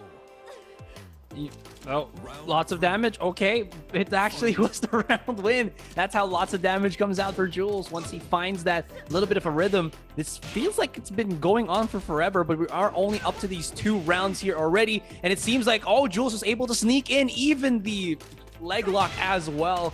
Look at that big amount of damage, and AK just comes out running and stomps on Jules. You know what? She's a tiny woman, but it doesn't matter. She is just a freight train in the hands of AK. Actually, just looking at the matchup, it's like a behemoth versus a woman. Like it's really like the size difference is huge. David and Goliath story, but AK not backing down because Kazumi is one of the most formidable characters here in Tekken. Size does not matter in this matchup. It's the skill and the heart and determination. Nice break from AK. Jules with some rage to work with. Goes for a tackle once again. What's the guessing game? AK is on point with defending, and Jules going back to the well here, and he does not get the guess right. Man, he just keeps mixing that up perfectly. And oh, Jules, he's got to be slapping his face a little bit there because AK just went in for a get up, and that was all that she wrote. Oh, boom! Just goes in for the suplex, and he actually gets it. Another tackle. I love this. Jules just, if AK gonna play safe, why not just go for the thing that can actually go through blocks, the tackles, the grabs, and it was working fantastically here for Jules, and he's already looking to finish off this second round. Oh, it comes in with the low parry. Let's see the combo. Big uppercut. AK still with one sliver of health left. Jules needs one place shot, one placed option before he's able to secure this 5th round. Goes for the jumping shoulder tackle. Very risky, and that paid off. So excellent stuff on Jules' side. Actually not risky because he did have the life to gamble, so excuse me for that. Jules now commanding the first seconds of this bout. Goes for the Python explosion to the tackle. Jules, another side of aggression we're seeing from him in this round. Well, again, oh, he just slams AK to the floor like a rice bag. You know, when you're carrying that rice bag, you know what I'm talking about? But anyways, AK is just one hit away from losing this first game, and he is struggling. Look at that, the chop as well. And oh my goodness, Jules, this is why he wanted to bring out the Marduk, that 50-50 with the tackle, really putting AK to his faces. Yeah, I mean, your expression says it all. The explosiveness of Marduk. Just when you think, okay, I'm just lying down, I'm just going to chill here. No, I'm going to grab you and just throw you back down. I'm going to tackle you. I'm just going to, yeah, just do everything I can to get this W. So Jules going all out with this Marduk. And I think that this was a great pick by him. He was hiding the Marduk till this very moment for him to go up against AK, and it just played to full effect. AK now has an option to go for the Shaheen, and I believe he might do so because of how Jules was able to handle the Kazumi matchup. Yeah, definitely. Although, to counter something like the Marduk, maybe AK has something else in his pocket that he was also saving up for this particular matchup up against Jules. Because, again, whoever wins this particular best of 3 will go straight into the grand finals, if I'm not mistaken. So it's all there, because like after that, you just chill, wait, watch the game, you know, check out the Top Clans 2020 Facebook page, Twitch, and other streaming platforms. Exactly. And just wait and see who's gonna be duking it out to get into your this best of 5 with you. Is it gonna be Jules? You know, is it gonna be Zaba, or is it gonna be Adrian? But of course, that just means what it means. We're just gonna wait for AK to prepare. Maybe he sticks with the Kazumi. I don't know. It seems like it was kind of worrisome, although it could also be the stage. Maybe he was looking for a couple of walls here as well to kind of solidify his combo, because you saw AK there who was doing a nice little bits of damage, but having no walls kind of hurt his output. Yeah, that's true. And will he be able to adjust to the walls? Oh, going with the Shaheen, and now Mishima building with some walls to work with, as you mentioned. Yeah, I like what you pointed out there. AK really has to pull out all the stops because, you know, a lot is on the line, and you don't want to be sent to the... If you can be afforded the opportunity to not be sent to the losers bracket, that's great, because it's going to the grand finals, it's a best of 5, and there is a reset factor that's going to come in, because it's coming from the losers bracket, you have to win twice and send your opponent to the losers bracket. So he wants to run away with that momentum, and that is what he's doing. Nice slide to contain the first moments of this first round. Yeah, Jules is being pushed back on this Marduk, and AK just showing us how he does it so incredibly well. Oh, okay. Let's see if Jules is going to be able to do that tackle once again, but I think AK is already expecting it, and Jules is just playing the safe game for the moment. Big boy damage coming out from Marduk here, and he actually fakes a maneuver there, almost actually hitting AK on the wake up, but he does not read that perfectly. Rage Drive activated, and Jules has no more options left, and AK just says, you know the one option? Just get onto the second round. And there it is, ladies and gentlemen. Showdown. That is the mystery code. Do comment that on the Facebook chat room comment section for you to just stand a chance to win prizes, courtesy of Top Clans 2020. Back to the action here. AK in the red, but he's going to utilize this for extra damage and an extra comeback factor against Jules. He's just empty hopping over Jules there. I don't know why, but maybe he's... It looked... Oh! Sorry, I was going to say, it looks silly. And Jules, yeah, you're gonna just hop over me. I'm just gonna hop in the middle of you and just charges right in with the rage drive. Jules not out of this just yet. He only needed to adjust a little bit more to AK Shaheen. And you saw it. He's warmed up. He's fought against Adrian Shaheen. Now this is AK Shaheen. And at least there's a good chunk of damage coming out from Jules here. AK, of course, with the flip. Goes in with the conversion. Let's see. Oh, misses, though. Goes in for the low. Double Jules Scorpion. was ready Look for at it. Yep, Python Explosion puts AK in the red. And now Jules going for that huge launch in the mid to seal the deal there in the third round. Jules, will he 2-0 AK at the winner's side of things here in the bracket? Let's find out, because Jules still trying to push and didn't pull the trigger there on the silent flow by AK. And now the patience game from Jules has to be, AK has to be wary about the options that Marta presents. Can't come in with the tackle, gets the low parry for some excellent wall pressure from Jules. Excellent wall pressure, but AK able to slither out, of course, with his slide and brings Jules to his knees. My goodness, AK converts, and converts he does indeed. And Jules here just one hit away from being pushed to the last round as well. Oh my gosh, big uppercut. Let's see if he's going to be the big damage as well. Tries to go for the shove, but he misses. And AK, all he needed to do was tap him a little bit that tap taps. And we are here for the last round of this second game. But Jules still looking so deadly if he's able to bring Shaheen to his knees. Tries to go in for the punish, but I think he's just too big. He can't hit it.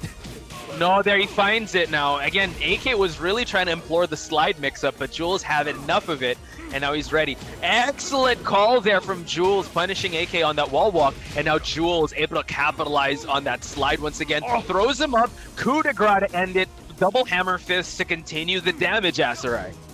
I mean, people always thinking about King being the flashy player, the flashy fighter, if you want to go for something with a little bit more oomph, right? But people forget that he actually mixed up with Marta a couple of Tekkens ago, and now it's just looking like Jules showing us that this guy is so fun to watch and everything. The throws, the charges, the big boy damage, it's just working all in his favor. 9 seconds left onto the clock, and now AK has to chase it down. He finds it. He drops the combo, though, and all Jules has to do is sleep on the floor. Jules, oh my God! Wow! Again, Jules was waiting for his opportune moment, but AK with the smothering and just suffocating offense. Excellent call on that duck from the Serpents, but you know what? Just went for that one poke. It wasn't enough. And just these nail biters, Asarai. My heart is not ready for these type of matches. And you know, it's just incredible how they're ending the day, the weekend of Tekken action on a bang here. Jules and AK tie up 1-1. Marduk versus Shaheen. And you mentioned that King being the flashy player and the flashy grappler or wrestler. Marduk is all vicious, I would say, with how he's just able to ragdoll his opponents and just tackle them and just put submission chokeholds on them. And it's just it's so hyped to see Jules use Marduk. So I'm really excited to see how this match will how it'll pan out. Yeah. Oh, okay, great. So since I believe this is the winners finals, we just heard word that this is a best of 5. So more Tekken action to call, actually, Asarai. So I'm not complaining because we have Jules versus AK. Now we get to see how deep their character pool is in terms of if they want to switch up characters. Because so far, I still want them to go with the Shaheen and Marta because that was gangbusters. But you know what? Jules does have the Jin, he has a Claudio, and he does have that Leroy as well. That's and true. the Bob. That's very, very true. Don't forget about the Bob. And for AK side, he has Kazumi, Shaheen, Akuma, I believe, at one point. Yes. Julia as well. Yes. So, also something that we cannot put out of the equation here. But honestly, I still want to see the Shaheen and the Marduk. It's kind of like, you know that scene in the Avengers where Loki was shouting at Hulk? And then it's like, puny god. It's basically that. And now we're still going to go for this one. We're still not done just yet, guys. This is a best of 5. We only 1 for 1. And we still have both characters cemented here with the Marduk and the Shaheen. But it is going to be Mishima Dojo A very honest stage. Let's see who will get the wall advantage, because Marduk does have some pretty great options and pretty damaging combos, but we've seen how AK can just stick to his opponent like a moth to a flame against the wall. Tries to go in for the running 3. Backhand swing there for a lot of chunky damage. Now AK is in the life deficit, but probably not for long, because Jules, AK is trying to find some options to open up Jules, but big opener there by Jules to push AK towards this wall. Stomps on him. Oh my goodness. After that stunner, he's just stunned all the way through, and that's gonna allow Jules to get the straight up win on that particular one. It seems like AK though, he's just chipping down the boy here and goes in again for the tackle, but it seems like AK was prepared, but AK is not prepared for that one. Throws him out, but Jules is slowly wearing down AK's defense on that throw. But AK, he says, yeah, if you're gonna keep doing that, let me just do this, this, and that. And he actually brings down Jules almost to his knees, goes with another big throw, but all of these breaks, it's just making me a little bit dizzy. But these guys so perfect with their reaction times. Wow, them going grab for grab. You saw AK try to go for a tackle as well, trying to tackle Marduk, the character that goes for the tackles. And now Jules just trying to juke and jive for some real estate advantage. AK moving to the right, getting his back away from the wall, but Jules making sure he chips him on the way out. Excellent vicious stomp by AK. 10 seconds to burn. Jules not having much to work with, and AK picking him up off the ground. It is one apiece. Both players still unfazed in this matchup. Unfazed, perfect way to describe it. AK comes in with the launcher, just goes in, brings Jules all across the board here, and Jules, oh Jules, he tried to go for a nice little grab there, but AK, he saw it a mile away and able to convert after that one. AK is just not dropping, he's not hitting a miss anymore, and he is on fire. Jules, gotta be running the ropes here, but we'll see if he's gonna be able to come back, but of course he will. He's Jules. Wow, just trading lows for lows, but then AK trades it for a hop kick. Excellent place Altair to put Jules in the corner. An excellent gut stun there from Jules. Still trying to pick up the pieces. An excellent block. The blocks are being tested, but AK just mixing them up with those slides.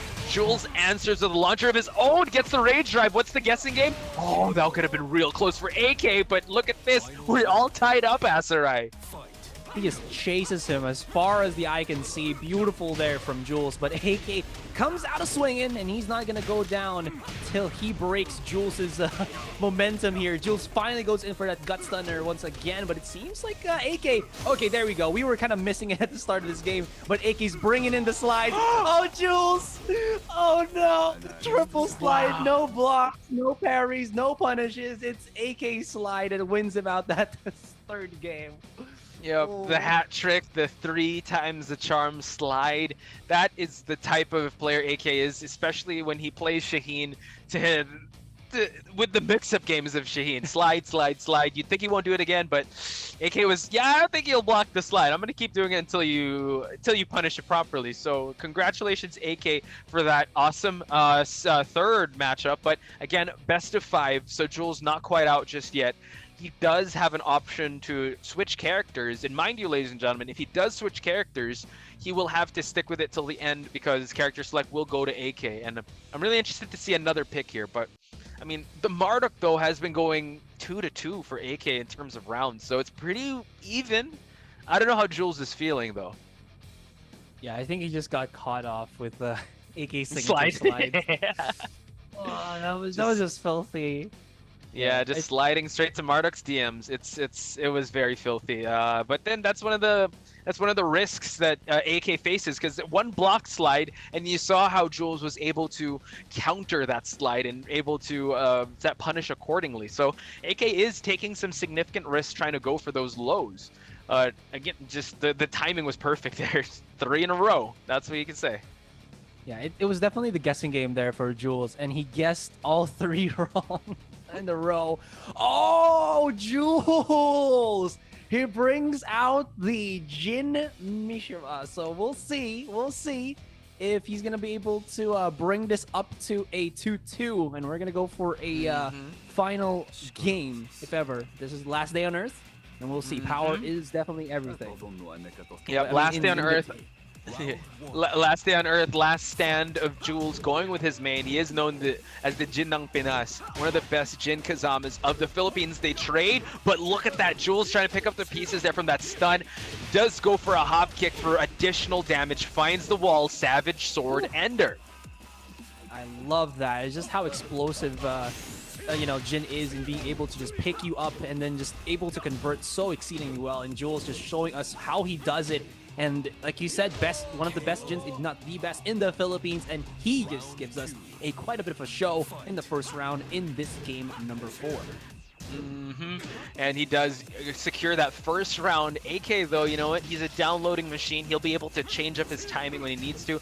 Backing away just out of the range of Jin. And Jin, you know, he does struggle with range. And AK wary of that and wants to punish accordingly. Jules, though, look at that. Tries to go for the LLRK, but AK was ready with that Hawk Edge.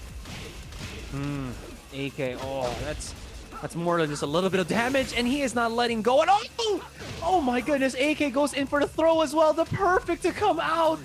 Jules, he just got stomped here by AK. And seems like he's slowing the pace himself. Goes in with the electric. Okay, I like it. It's not the electric dance step, but it's the electric punch coming out from Jules there. AK, though, exceedingly blocks it, and he is still not stopping at all for the moment. Goes in with the big knee, or the big foot, but does not connect onto AK. Yep, that God kick. AK has to worry about that. Oh, wow. AK was on point blocking that LLRK. And now pushing towards the wall. Doesn't even need to. Slides on him. And now AK at potential match point. Can Jules still stay alive in the winner's side of the bracket? I just gotta say, like, if you put like a toothbrush on the shoes of Shaheen whenever he does that slide thing, and you know when he's going to your face, I think you'll have some pearly whites. But I mean, you'll suffer some brain damage. Oh yeah, for sure. That's the caveat. And now 40 seconds left. Jules in a bit of a lead here, and now puts AK, as I was saying, and now a commanding lead. But AK again using that rage drive to just in great fashion, just closing out rounds. Will he be able to use it though? Jules now in the red. Both of them are in the red line. They are blinking. About to be 20 seconds. It is Jules that burns his rage first. And now AK trying to find a home for that rage drive. Jules still not letting up with the defense. He knows AK is locked and loaded, but the slides and the serpents, it will secure the victory for AK. AK moving on in the tournament. I believe the grand finals, but Jules not quite out just yet. He's still in this, ladies and gentlemen, because that was the winner's side of the bracket. It feels like you're playing whack-a-mole whenever you play against AK Shaheen. Like, you gotta guess which way is his dash gonna come from. Whether he... Dashing, or are you gonna launch me? Yeah, that's true. Exactly. Either go for that dash or go for that hop kick. But AK has been using that slide just to insurmountable success. So I'm excited to see how Jules will be able to adjust to that. And, you know, he does have a little bit of a breather now because we are going, I believe the next match is the loser's bracket. So he has time to just recuperate and really understand what he needs to improve on heading into this next match, because he will be watching very closely. He will be facing the winner between Zaba and Adrian. Yeah. So how will that go out? I believe we did talk about this earlier, where Zaba was the victor in that best of 3 up against Adrian here. So yeah, let's just check out the bracket real quick here, guys, and see where we are at in this tournament. We have been just shown a fantastic day of Tekken, and we're not done just yet. We have still 3 series to go, and we're going to be watching, of course, in the losers bracket, Zaba and Adrian's match, and I cannot wait to see that, because it seems like Zaba is looking to redeem himself. But of course, Adrian might have prepared for this one. He had a whole day from yesterday to try to figure out what the Zaba matchup is going to be. But now, ladies and gentlemen, we do have another lucky viewer before we head to that match. Let's check it out, because you guys have been commenting those mystery comments. We have John Dave. I believe this is the brother of Adrian here. So, wow, it's just, you know what? Top Clans 2020 is really on point with picking these winners. Congratulations, John Dave. Son of Nobi, I believe, if I got that right. Hopefully, it's John Dave. I son know. Of Nobi? Yeah, that's Son of Nobi. Oh. Well, that's his IGN. He got adopted in the previous tournament. But yeah, shout out to John Dave. Yes, you win courtesy of Top Clan, so you will be contacted soon. Yeah, so just wait for your prize. So excellent stuff. I just love how everyone is coming up to everyone is just commenting away. Please do stay engaged with the matches, ladies and gentlemen. But before we move on to the next one, we will be taking a very short break. Please don't go anywhere. Top Clans 2020 for Tekken 7. We'll be right back.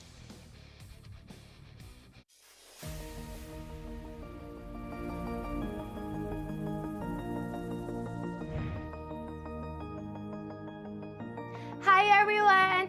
It's me, your Ate Nikki from facebook.com/playwithnikki. I am a gamer, a streamer, a shoutcaster, and a host. Everyone, I'm Shir Tolentino Barnacha, also known as Cherry Zaba, and it is my great honor to be the Philippine Ambassadress of Top Clans 2020. Hey guys, Azra here, and if you guys don't know who I am a professional shoutcaster, esports commentator, content creator, and streamer residing in the Philippines. Hai, salam semua. Saya Master Kokan. Saya berasa amat bangga kerana dapat menjadi duta Malaysia untuk Top Clan 2020. Hello everyone, I'm Rasdak AIG, also known as Madam Mayora. I'm the team manager of Team Rasdak. Halo semua, perkenalkan saya Vanji Eko Giovanni, dikenal sebagai polisi ganteng gamer. สวัสดีค่ะโนอี้ค่ะหรือว่า Evote โนอี้หนูรู้สึกเป็นเกียรติมากๆเลยที่ได้เป็น Thailand Ambassador ของ TEKKEN 2020 Hi, my name is Holler. I'm a caster, streamer, content creator, and you can find most of my work online at Holler TV. Hi everyone, my name is Bobby and I'm here at NetEase Games. I'm one of the community managers for Rules of Survival and Top Clans Esports. Hi everyone, my name is Arthur. I'm a caster, analyst, coach, and streamer from Malaysia for the game Dota 2. Hello everyone, I am Nam, Catcaster. I am shoutcaster of many games from Thailand. Hi everyone, I'm Clyde Lewis, player of Savage Gaming and player of one of the most trending games in PH, which is Lost. Hey everyone, I'm Pat, the marketing manager of Top Clans for NetEase Games. I'm from the Philippines and this is my home office. It's really sad that the COVID-19 pandemic has affected each and everyone, especially the esports scene, including me as a gamer, a shoutcaster, and a streamer. It has definitely affected me in a lot of ways. Gigs has been cancelled, LAN tournaments has been cancelled. The pandemic affected us in a way that some of our players were not able to practice and play because they don't have their own computer. And we're usually present and cheering for our teammates in person at events like this, but now we're not able to do that because of the pandemic. So this pandemic has definitely hit everybody hard, even those, working in the esports or gaming industry. People might think that, we all do our job at home, and some of the time we do, but some of the time we also do those big events, live events. The epidemic affected us in the ways that we can practice together because one of my teammates doesn't have own computer. But we still practicing and teaching him our new strategy during ECQ. I think passion is defined by how much time you spend in the 24 hours of your day doing something that you love and enjoy. Passion for me is still doing what you love even though it was really hard for you. Passion is what drives me to prove everyone else wrong. Gaming is my passion. Passion for me and for my team is what pushes us to grind harder and what motivates us to push us to our limits. Gaming should not be all about competition. Gaming should be about passion. I hope that Top Clans 2020 will bring out the best in every team that join the tournament. And thank you as well for the opportunity for us to play in your tournament. My expectation in Top Clans 2020 is a successful tournament, and I know that we will get a champion and show to all people that our play is remarkable. I hope that Top Clans 2020 will differ and fun like last year, Top Clans Arena. We have been waiting for this, and I cannot wait to see the result. Top Clans returns this year to become the platform for gaming entertainment and to give an opportunity for competitive gamers to showcase their talents and be rewarded. So I hope you guys enjoy it. This is passion. This is passion. This is passion. This is passion. This is passion. It is passion. This is passion. This is passion. This is passion. This is passion. This is passion. This is passion. This is passion. This is passion.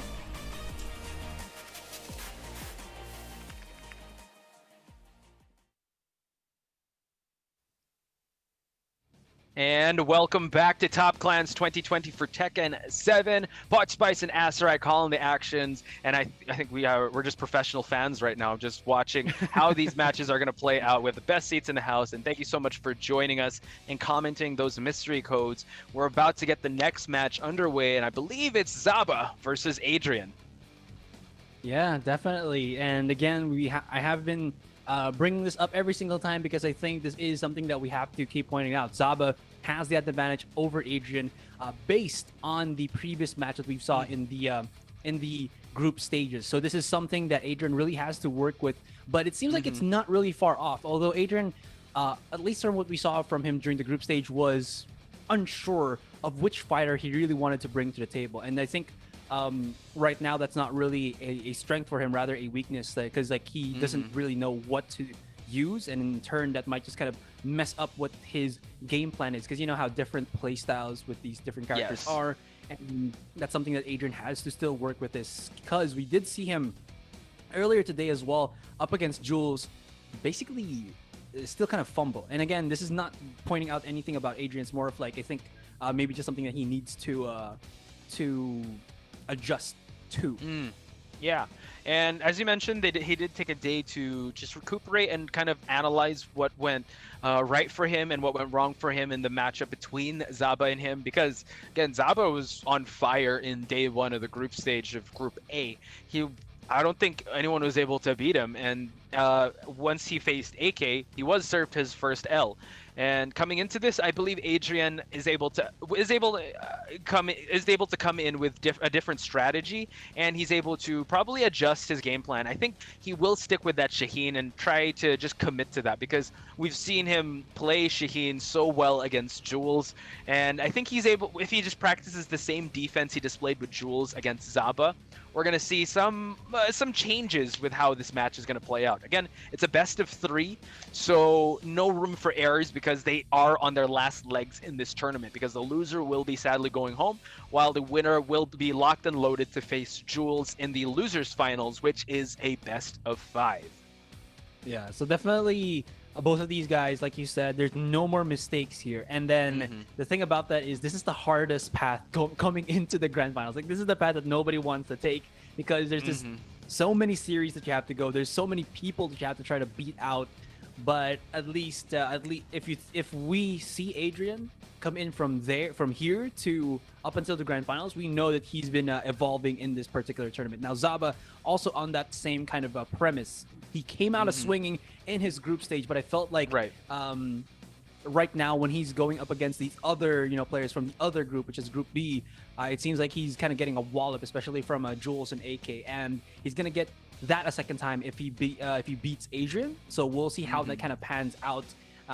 Very good, a very good kind of storyline for both of these guys, and all we have to do right now is wait for our game to begin. Best of 3 is not easy because it's very short, and everything is so on the line. You can't really even take a nice little breath there, because compared to a best of 5, it's just, like I said, a matter of urgency. Yeah. Storyline wise, can Zaba maintain the momentum he gained from the first day, or is Adrian's evolution going to come out on top between the matchup? If we look at the matchup that's going to happen, probably a Paul and a Shaheen. Are we going to see? Oh, we're seeing a Jin out of Adrian. Oh, how could I forget that? Yes, he does have a Jin. He did bring it out in I believe one tournament before, and we're seeing him bring it out. He probably knows something, and he's probably gonna exploit that difference of matchup, because this is the first time Zaba will be facing Adrian's Jin. That is possibly the case here. We'll see how it works out, though, because Again, there is still something that Adrian needs to do to get him up there, but look at that. Zaba just showing us a nice little bout of defense there, and he is just working Adrian to the bone. My goodness, Zaba's damage with the Paul is insane. Goes in with the mid kick, and he takes Adrian down a notch here. Adrian, we'll see how he kind of approaches Zaba here. Now he knows Zaba knows what's up with this Jin. Yeah, so far Zaba has been playing his strengths, really going for those, like as you said, those sidestep shoulder tackles. But we haven't seen Adrian's Jin play to full effect just yet. Zaba able to convert this wake up here. Demo man, no walls to play around with, but a lot of real estate to move around and, you know, just dart back and forth with. Oh, it's gonna be the launcher. I think that might be it. One more hit. Oh, misses the one, but just follows it up with a nice little low there. And Zaba already about to claim the first game in less than 60 seconds here, Butch. Yeah, it is. He's in cruise control right now, but Adrian trying to fight his way back in. They switch sides, and Zaba just finding all the options to his advantage. Now gets the God kick, and Adrian follows it up with that ground hit. Gets the screw. Can he end it? And he does, Asarai. Ooh, and he's feeling himself. It's still not done for Adrian. Yeah, exactly. He's definitely feeling himself.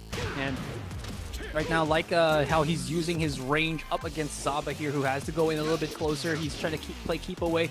Does go to seem like that because you can see him using a lot more of his God kick as well as the electric just to kind of keep Zaba on his toes, and is working. Splats him down a little bit just for the extra damage. I like it, but still gotta be worried about if Zaba finds an inch, he will break you into a mile. Just how he works with this Paul. It's very, very scary, but it seems like Adrian whittling down his opponent here. Nice little block as well, and this could be a perfect for Adrian. One more hit. That's gonna be it. Oh! Wow, he's gonna cancel this and probably go for an extended combo, but you know what? That life lead is still with Adrian because I could barely see Paul Phoenix's health. One more chip would do it, like you said. Time is whittling away, and Adrian seals the deal in that 4th round. So now, final match. How will Zaba reply? That was a little bit close for comfort, though. That was big, big damage coming out from Zaba.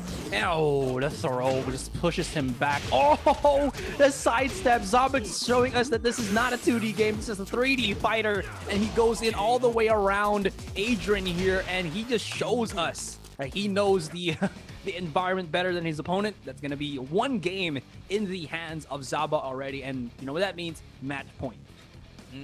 Interesting pick with the Jin. Honestly, it took me off guard because I thought we were going to see the Shaheen. I thought we were going to see probably a Paul mirror match because Adrian did bring out the Paul, but the Jin seemed to get the ball rolling in the final rounds there, especially after he gets that God kick to go for that that ground pound punch. Usually, I think he just wanted to go for conservative and very just chipped away at the health and gets go for those secure damage. So will Adrian still stick with a Jin pick, or will he opt for that Shaheen or go for another trump card pick? Because as Asarai said, it's match point. I mean, one more match away for Zaba to move on and, you know, punch a date with Jules over at the losers finals. Yeah, you know, just we're all looking forward to who Jules is gonna be going up against here, and I don't know who's gonna have a date with him first. Is it going to be Adrian or Zaba? Gonna take out Jules to a nice little dinner in one of the areas that we have here in Tekken 7? I don't know. I mean, it's not going to be romantic. It's going to be more, I want to say vicious or violent. I want to say action heavy, I guess. Sounds weird. Well, I mean, it is. Tekken 7 is an action-heavy game, and I'm pretty sure that whoever's going to punch their way to the losers finals will definitely take Jules to that limit, and because they do want to secure the grand finals with AK. And wow, Adrian's still sticking with the Jin, but he's going with, I believe, his sage pick of comfort because he has been going to jungle outpost when he has been facing Jules. Yeah, maybe I think he's just going back to his roots, you know? All of our roots. Didn't we all start in the jungle? Is that a pun? Oh, okay. That was a jungle pun. I don't know. Oh, okay. Oh, I didn't know. I didn't know that. Look at Asarai, the next level pun here, not even knowing that he's able to spit out some puns. That's awesome, man. Let's see how this kind of pans out as Adrian is on his tournament life. He goes in, of course, with the Jin hoodie. I like this one because, it also goes back to his basics. Oh my goodness, he just goes in for the total grapple. Oh, he just goes in and just rolls him over. The damage coming down from Zaba is insane. And Adrian here, okay, finally has a little bit of steam, goes in with the big combos, but there is Zaba. Oh my goodness, the wall is his best friend. And Adrian is betrayed by Jungle Outpost in that first round. Yeah, I did try going for that while rising option there, but Zaba was ready for that punish. And now Zaba is sitting comfy here with a round in. So it's Adrian that has to put the pedal to the metal and start gaining some rounds here for his tournament life to still be secured.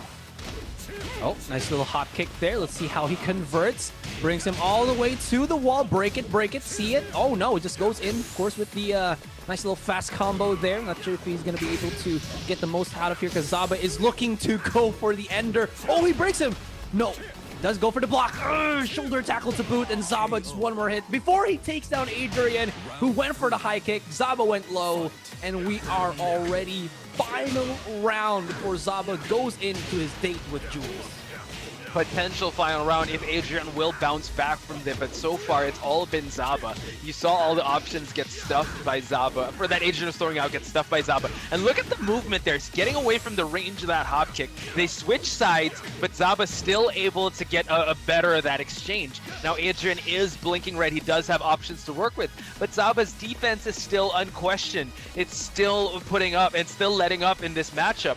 And now he knows that Adrian has to be the one to commit, and he is waiting for Adrian to make a mistake so he can secure this final round. About to be 20 seconds on the clock. Stature kick finds its mark, and now look at that, Adrian extending it just before Zaba was able to secure that rage art. That was so close. It could have gone either way, but this is Adrian struggling, but it is working well for him. We've seen him use this a couple of matches ago. The option to try to keep Zaba on his toes using that god kick of his, but Zaba once again just comes out with the sidestep shoulder tackle, wants to go for a big tackle again, but finally Adrian wiggles his way free, but not yet free of this particular best of three because Zaba again is just teetering in the edge of victory, and he is chasing Adrian like a dog chases for its treat, and you know that he is smelling it. His owner will give it to him, but Adrian comes out with a rage art, but Zaba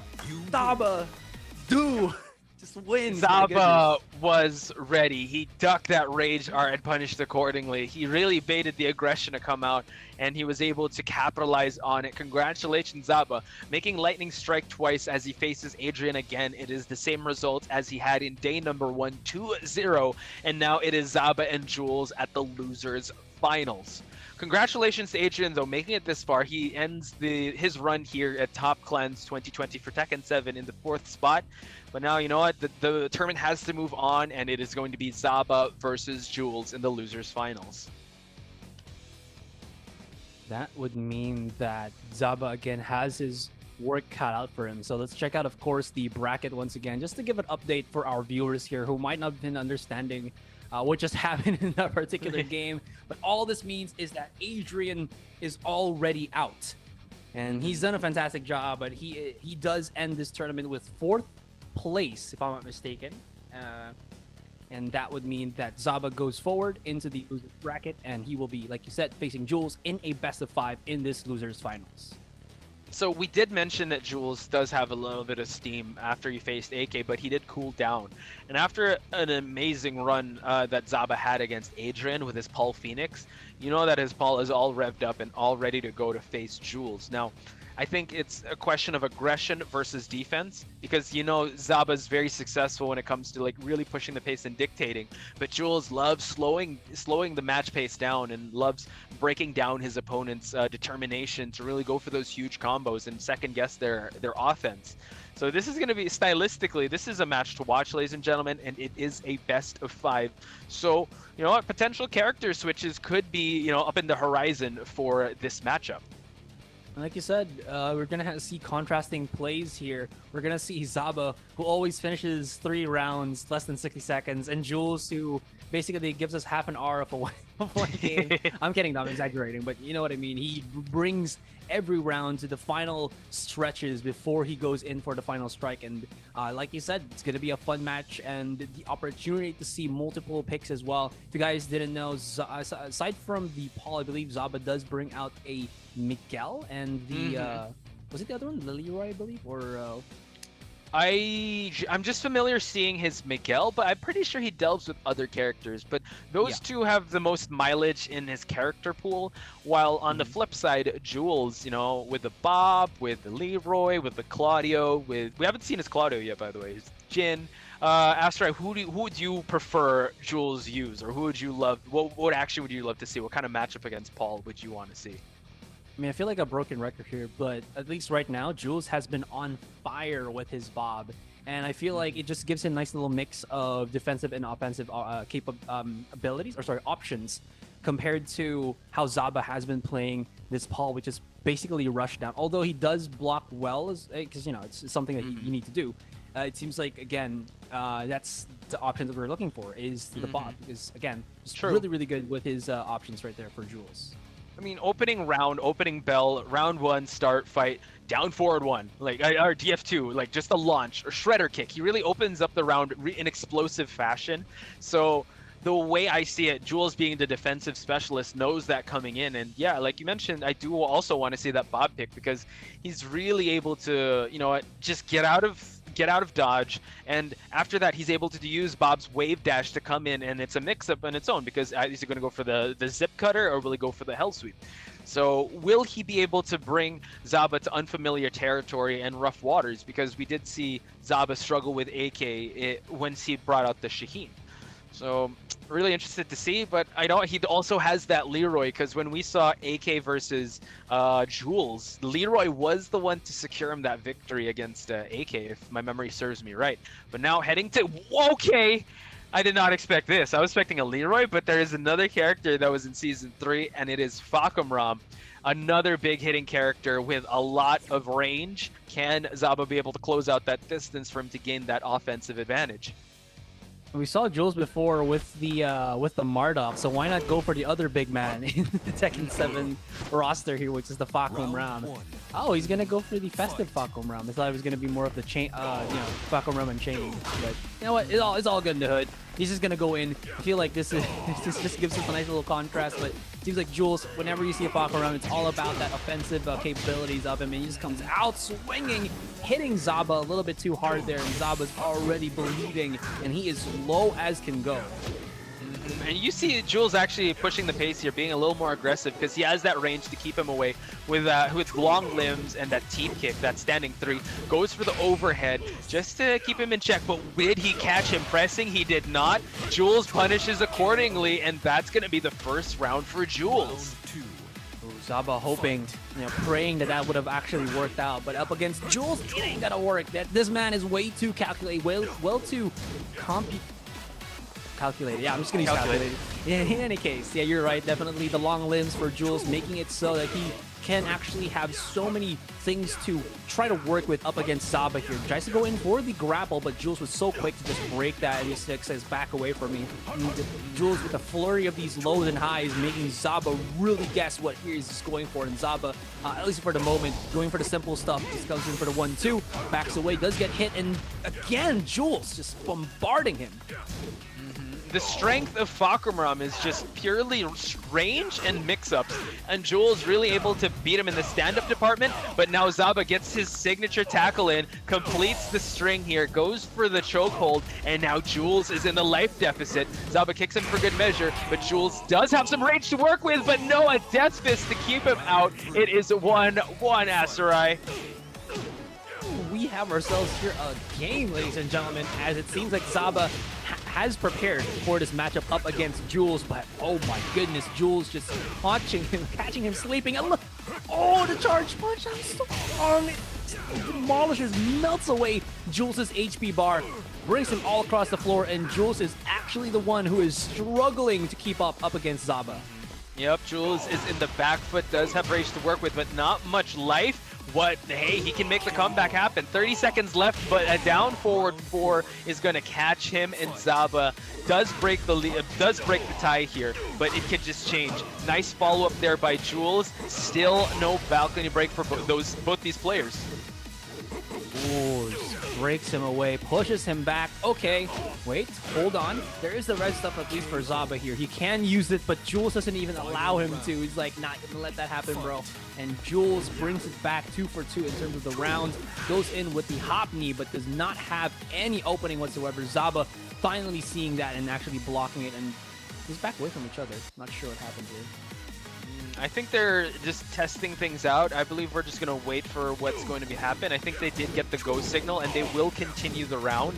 And yes, they will. 40 seconds still on the clock, so a lot of time for both these players to work. Jules with a little bit of the life deficit here, but that can change because Fakumram does deal a lot of damage, especially can mix him up. But Zaba, though, defense is still putting up. Oh, he reverses the tackle and actually does good damage. Oh, he brings him to the wall as well. Breaks it, and this is going to be Jules' time to shine. 1, 2, 3, and he's just going at it on Zaba, and Zaba breaks his defense, and Jules is just mauling him like a tiger in the woods. Oh my goodness. Jules is just coming out of this, and Zaba has already used his red stuff, but he breaks Jules with the hop kick. 3 seconds left on the clock. 1 more hit. He has to run it. Jules on top. Wow. Jules with the patience, really gambling it all, but that shredder kick, that last hop kick, hope kick that people call it, Zaba almost had it, but just by a hair of health. Jules really playing with our heartstrings there, really pushing it, the Tekken mechanics to the limit to see if they're able to record who has the lower HP. So, wow, the Fakumram Paul matchup, pretty interesting. You saw that in the last exchange there that Jules was able to get one of those charge-up moves from Fakumram to get that wall splat. Even though Paul was able to block it, no damage was created, but an opening was created for Jules to get the life advantage. But, man, intense stuff. It's really hard to call from here on in, Asura. It's really down to the wire for these two. It definitely is. Oh my gosh, I can't believe that actually happened. And this is why you got to invest in, being able to bring down your opponent's HP as much as possible, because you never know when they're going to be able to sneak one in like Zaba did. But oh my goodness, that was so close for comfort. And you were talking about how like that extra 10 seconds where they didn't move was, they still have plenty of time with 40 seconds, but it seems like because this is Jules in a game, like those 10 seconds are like so hours, precious, right? Exactly. It's this as the clock is winding down. It's like that meme that goes like if you're holding a plank, like a plank position, like time slows down.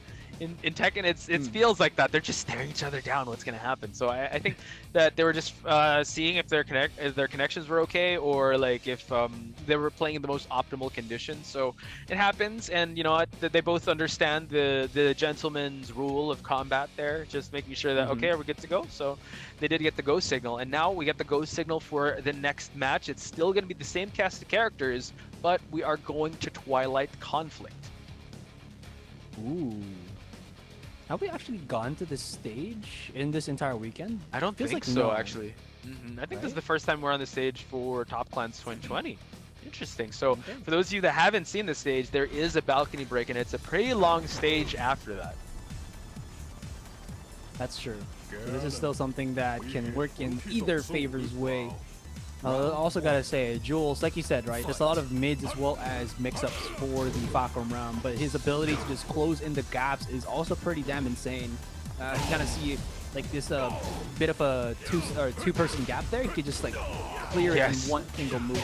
It's very scary because you know that Zaba, even though he's far away from Jules, he still has to be careful that Jules can catch him out of just that crazy amount of distance. And Zaba's game plan now is kind of changing, and he really wants to wait for Jules to overextend, finds the down forward 2, and now gets the balcony break, and now it's an honest stage from here on in. Gets the tackle, but Jules is ready. This is the second tackle that was reversed by Jules. Back forward 4 just to keep him in check, and now down 4 is coming out. Jules needs to look for a wall splat, and he fights it, and this is going to be huge damage, and Jules secures the first round. And Zaba I mean, better word for it, choked. But you know what? Yeah, exactly. Knock it down. That is our next code here. Guys, if you want to be the next lucky viewer for our tournament, just type in that particular code right there, knock down, and have yourself a chance to win our mystery gift, or sorry, mystery winnings. Yeah, guys. Mystery code for the prize for Top Clans Yes. 2020. So yes, knockdown. Let's see who will get knocked down in the second round. And Jules fight. Look at the range. Fakamram is so long-limbed. He could end a round at just 2 persons away. So gets the running knee, follows it up with the low, and Jules with a sizable life lead in this third round.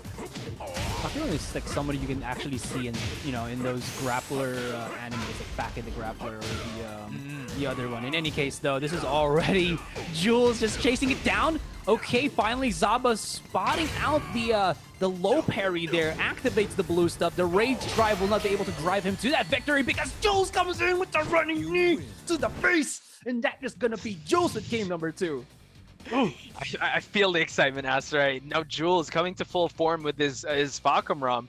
And as you said, we started the round when we were talking about how dangerous the range of Fakamram is, and it was put on full display in that matchup. He was really able to keep Zaba away, and we did see a balcony break come out in the first round, and you saw the comeback factor and the wall splatting abilities of Fakamram for him to turn the tides. And the second and third round were really all Jules, and now it's really scary because this is honestly one of the first time I'm seeing Jules use Fakamram in a high stakes tournament like Top Clans 2020, and it's paying off.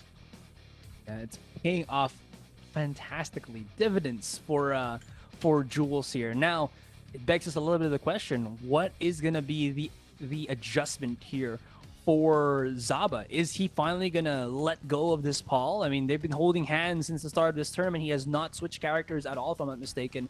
Will he try to go for something a little bit more different, since this Fakamram seems a bit too much to handle for this particular fighter that he has brought into this stage? Maybe he's gonna swap out to the Miguel. I don't know. His Paul does seem to have a lot of options, and of course the damage is ridiculous. But the thing is, it's being overwhelmed by the Fakamram of Jules. That's basically it. That's a great word, overwhelmed. That's a good way to describe it. And he will go for the pick. He is going for his signature Miguel. This is his other calling card pick. And now, Miguel does have a lot of damage as well, and he does have a lot of options coming out of Savage stance. So let's see, because Jules, I know that he also he dabbles with Miguel from time to time, so he's familiar with this matchup. Now he has to play Zaba's Miguel though, and we are at Arctic Snowfall, so a lot of movement that could be actually be seen here in this matchup because there are no walls. Are no walls. Everybody can hear you scream, and let's see if it's gonna be Jules or Zaba to scream defeat here, because Jules, he doesn't even need the walls. He only needs to hit his opponent, and look at that. He's able to chip in 50% even without any destructible anything whatsoever. Oh! Wow. Where does he find this? He is just coming out blazing, the running knee again to the face, catches him off with the sweep up by the leg. This is Jules' Fakamram, guys. What a treat. What a treat. Those were only 2 launches. That's how much damage Fakamram puts on the table. That was one big monstrous launch at the start and a big back forward 4. That's one of Fakamram's signature moves. If he gets it, that really big it's that roundhouse kick. Yeah, you're gonna eat a lot of damage. Definitely gonna. Double kick coming out from Zaba here. So his Miguel pickup is not. Don't underestimate it. It's underrated as of the moment. We'll see how it kind of works out with this, because we've kind of been hyping Jules way too much here. But of course, the Miguel from Zaba is something to also look forward to. And look at that, the B slaps coming out here, and just kicking the follow up as well. Oh, of course, I love that move. The 1-2 coming out from the Miguel. Big back 1 there. That is something that Jules has to worry about if he's a little too aggressive, because Miguel can catch you. And also the hatchet kits have been beautifully placed. And now Zaba gets that third round in. Now 2-1 in favor of Zaba. And his Miguel, he has been feeling this Miguel pick so far. He has been controlling the first pace of the match, and he's able to close out these rounds against the Fakamram of Jules. It's true. Miguel is like his second win as of the moment. Look at that. Jules goes high. Miguel only stays low. And it's working so freakishly well for Zaba here as of the moment. And finally, he's blocking all the attacks of Jules here. And we could actually potentially go into a game number 4. But the thing is, the Rage Drive. Can he follow up? Both of them are low. The dodge. No! He does not block it. And Zaba keeps himself afloat. Oh my god. That's right. 3 rounds straight without Miguel. He has come to... This is his final form. We talk about AK and his Shaheen. Zaba with his Miguel, though, showing everyone in Top Clans 2020 that, you know what, he doesn't just rock the Paul, he can use the Miguel. And just to break it down, he was really baiting Jules to get a lot of offense in. Found success with that back one, that slap of Miguel, and able to find a lot of those low hatchet kicks to close out the rounds. So it's just, wow, another type of aggression coming out of Zaba, but with a different character, which is Miguel. So begs the question, Jules with his Fakamram, is he still does he still have confidence in him after that 3-0, or will he go with his other signature picks like the Bob or the Jin or the other cast of characters that he's been using in online tournaments? Yeah, it could go either way. Honestly, Jules has the opportunity to, because if he loses this next game, he still has a chance to change up characters again and try to figure out up against Zaba here. Now, with Jules, actually that works in his favor because, again, he has so many options to work with, and you know that he uses all of those options exceedingly well. So that is something that Zaba has to deal with. But of course, like you said already, Zaba's true final form is this Miguel, and it is working wonders for him. I'm not sure if it's enough to bring him back in this best of 5, but it is definitely something that he is working with potential magic. And just to remind you that he has to stick with this Miguel. There's no more room for errors for Zaba because he can't afford another loss. Jules in the lead here, 2-1. Momentum is slightly shifting in Zaba's favor, but Jules, he wants to end it now because the person that will be winning here will go against AK, and you want to keep as much of your mental stack intact as possible, especially with a very dangerous opponent like AK. But you know, I'm getting a little ahead of myself. We have the next match locked and loaded. Miguel versus Fakamram here at Howard Estate. Breakable tatami walls are available, so whoever can get the best of the real estate here at Howard Estate. That is a lot of estates, but you know what? It's what you need to be able to succeed, you know, lots of estates. Anyways, ooh, look at that. Nice little knee as well to get the thing started. Jules, of course, he comes out of the blazing from this match, and Zaba already kind of bleeding away from that one. Has to go in and go a little bit defensive here. I like the low into, of course, that's going to be the kick into the 1-2 once again. Loving that damage again. And that's going to be able to push Jules back for a smidge. Tries to go in for the wake up, but Jules, all he had to do was twirl in around, and he was waiting. He was waiting for that low. He know the rage. I was going to come out, as well as the big slaps, and Jules baiting Zaba in. Beautiful movement from Jules to get away from that range of that Superman punch and securing himself that first round. Now Zaba, though, controlling the early seconds, shades of his Paul, really going like Pitbullish style and just going all out in the opening seconds. How will Jules respond to this, you know, this aggression coming right off the bat? Man, they are using these sidesteps to a T.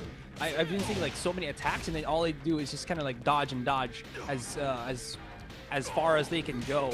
In any case, though, we are similar in terms of the life lead. Almost a oh no! He did not. He was just going into the flurry of attacks. Is this enough?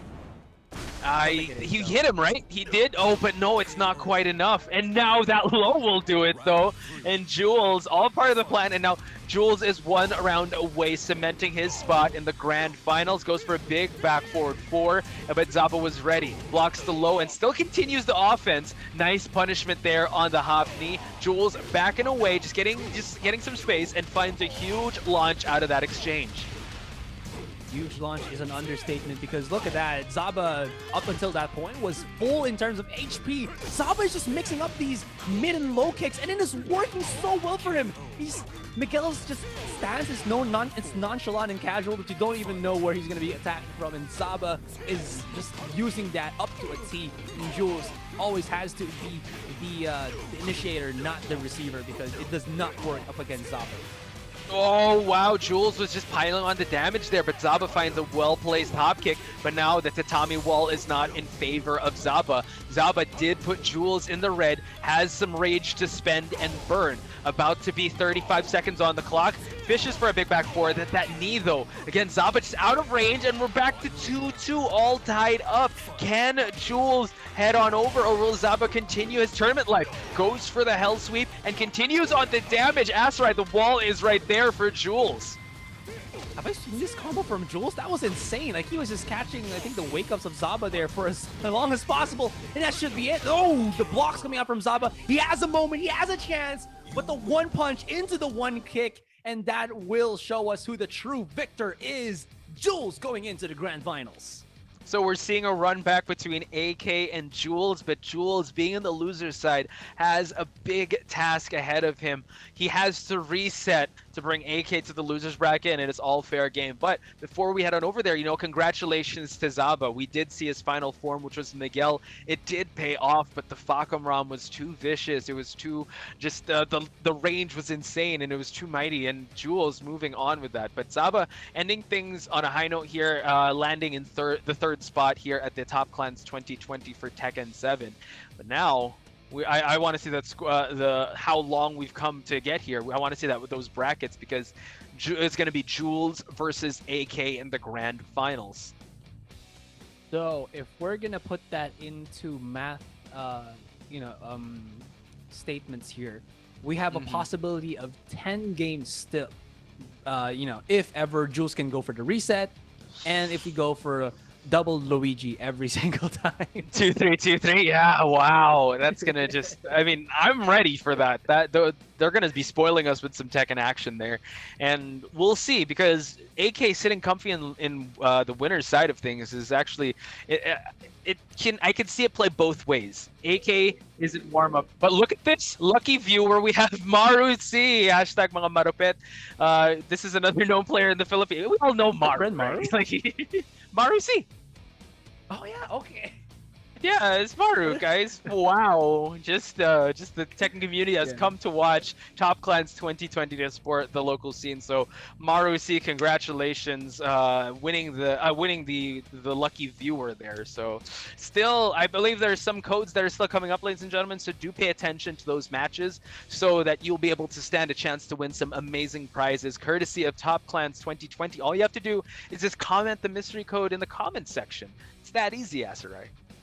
It's that easy. And you know what made it easy for us, of course, is our awesome sponsors. Again, thanks to our this has been plaguing me since yesterday. Our partner platforms at Kumu, Lazada, and LazLive, Likey, Nemo TV, Twitch, and TikTok. And of course, thanks to our local partners, InfoFed, Ancient Galaxy, and of course, we are now broadcasting in Thai and Malay language. And of course, thanks to our official telco partner, Cell Card Play and Game, and network support from UU Game Booster. I'm glad that I'm not butchering that, because I have been butchering the partner platform since yesterday. I have no idea why, but you know what? Platforms. Thank you.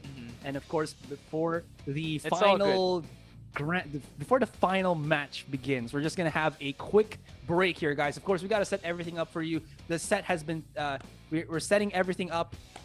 The players, they're just there. So we're just gonna take a 10-minute break, and when we do come back, Top Clans 2020's Grand Finals for Tekken 7 is gonna come at you. My name is Asarai. With me now is Potch Spice. So don't go anywhere. We'll be right back after the break.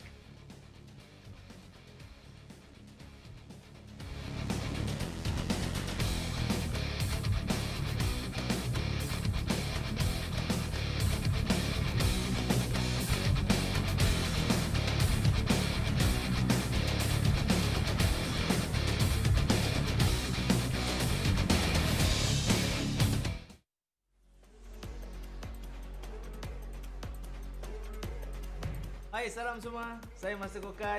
Saya berasa amat bangga kerana dapat menjadi duta Malaysia untuk Top Clan 2020, iaitu acara terbesar untuk pertandingan SEA Multi Games Esport 2020.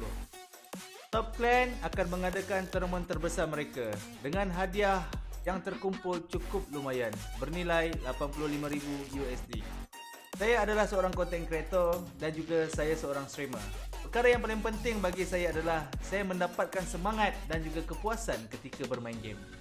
Bagi saya kepuasan itu adalah apabila ketika saya bermain game. Jika saya bermain game, saya berpeluang dapat berkenalan dengan kawan-kawan baru. Dan perkara yang paling penting sekali adalah saya dapat menjadi ahli gaming community di dunia ini. Itulah dia kepuasan kita. Pertandingan ini akan bermula pada 25 September ini. Dan kita boleh menyaksikan secara live di saluran rasmi Top Clan 2020, Facebook, YouTube dan juga Twitch. Marilah bersama-sama mengikuti permainan dan juga perlawanan ini. Dan tidak lupa untuk melaungkan slogan This is Passion! Peace!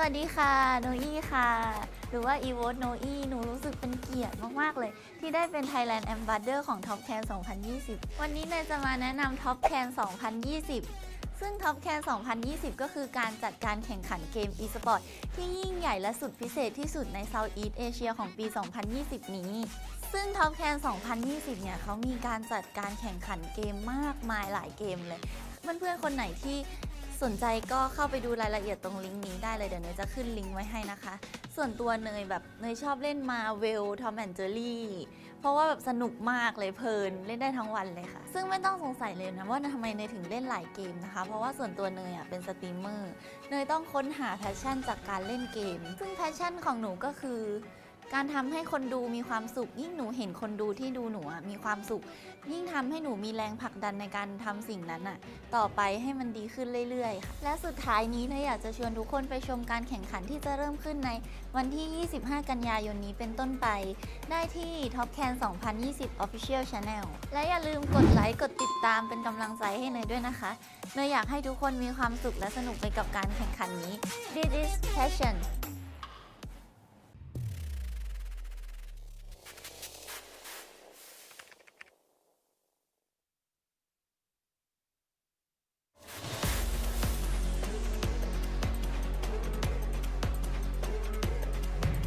Halo semua, perkenalkan saya Vanji Eko Gevani, dikenal sebagai polisi ganteng gamer. Sebuah kebanggaan bagi saya menjadi ambasador di Top Clans 2020 untuk Indonesia. Ini adalah turnamen e-sport multi-game paling besar ya di Asia Tenggara di tahun 2020. Menurut saya, passion itu adalah menjadi lebih gigih, berani, dan pantang menyerah. 2020 ini adalah tahun yang sulit karena COVID-19, banyak orang yang kehilangan nyawanya, kehilangan harapan, kehilangan keyakinan untuk masa depan. Tetapi kita tidak boleh menyerah, tetaplah menjaga jarak, menjaga kesehatan, memakai masker, dan percayalah pada harapan.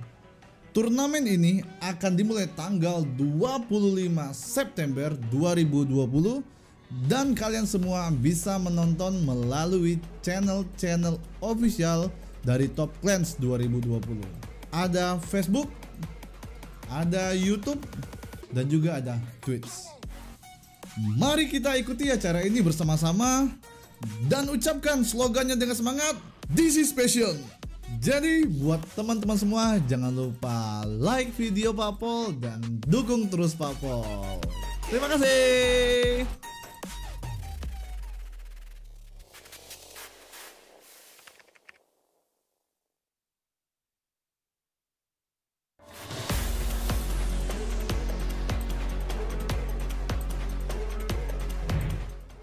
Xin chào tất cả các bạn, mình xin tự giới thiệu mình là Đơ Ca Khỉ.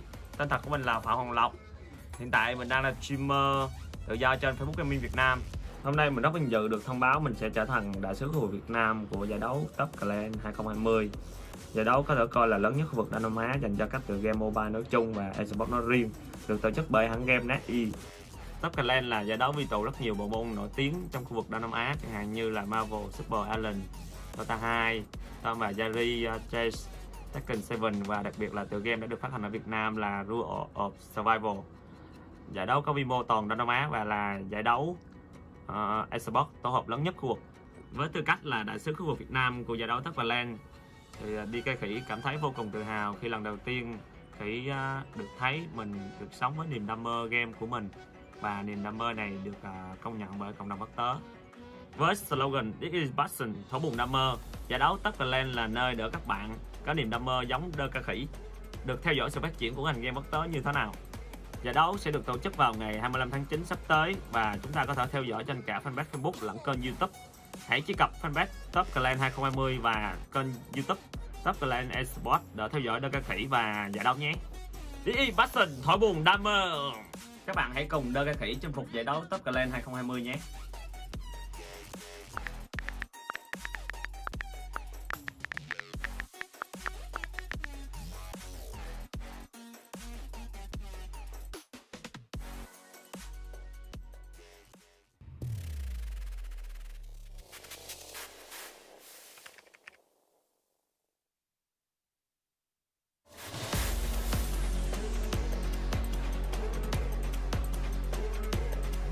Hai, salam semua. Saya Master Kokan.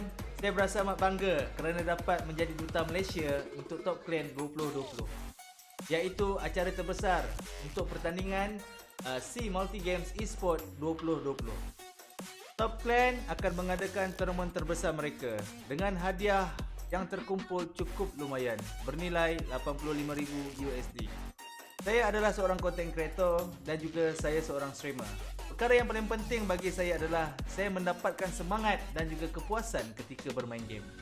Bagi saya kepuasan itu adalah apabila ketika saya bermain game. Ketika saya bermain game, saya berpeluang dapat berkenalan dengan kawan-kawan baru. Dan perkara yang paling penting sekali adalah saya dapat menjadi ahli gaming community di dunia ini. Itulah dia kepuasan kita.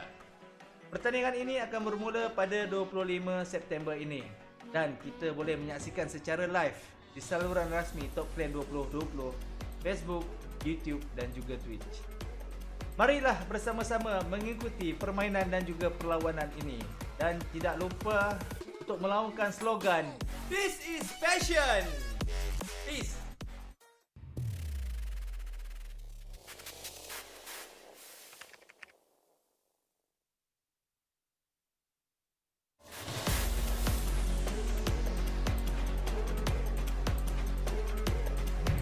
Halo semua, perkenalkan saya Vanji Eko Gevani, dikenal sebagai polisi ganteng gamer. Sebuah kebanggaan bagi saya menjadi ambasador di Top Clans 2020 untuk Indonesia. Ini adalah turnamen e-sport multi game paling besar ya di Asia Tenggara di tahun 2020. Menurut saya passion itu adalah menjadi lebih gigih, berani, dan pantang menyerah. 2020 ini adalah tahun yang sulit karena COVID-19, banyak orang yang kehilangan nyawanya, kehilangan harapan, kehilangan keyakinan untuk masa depan. Tetapi kita tidak boleh menyerah, tetaplah menjaga jarak, menjaga kesehatan, memakai masker, dan percayalah pada harapan. Turnamen ini akan dimulai tanggal 25 September 2020 dan kalian semua bisa menonton melalui channel-channel official dari Top Clans 2020.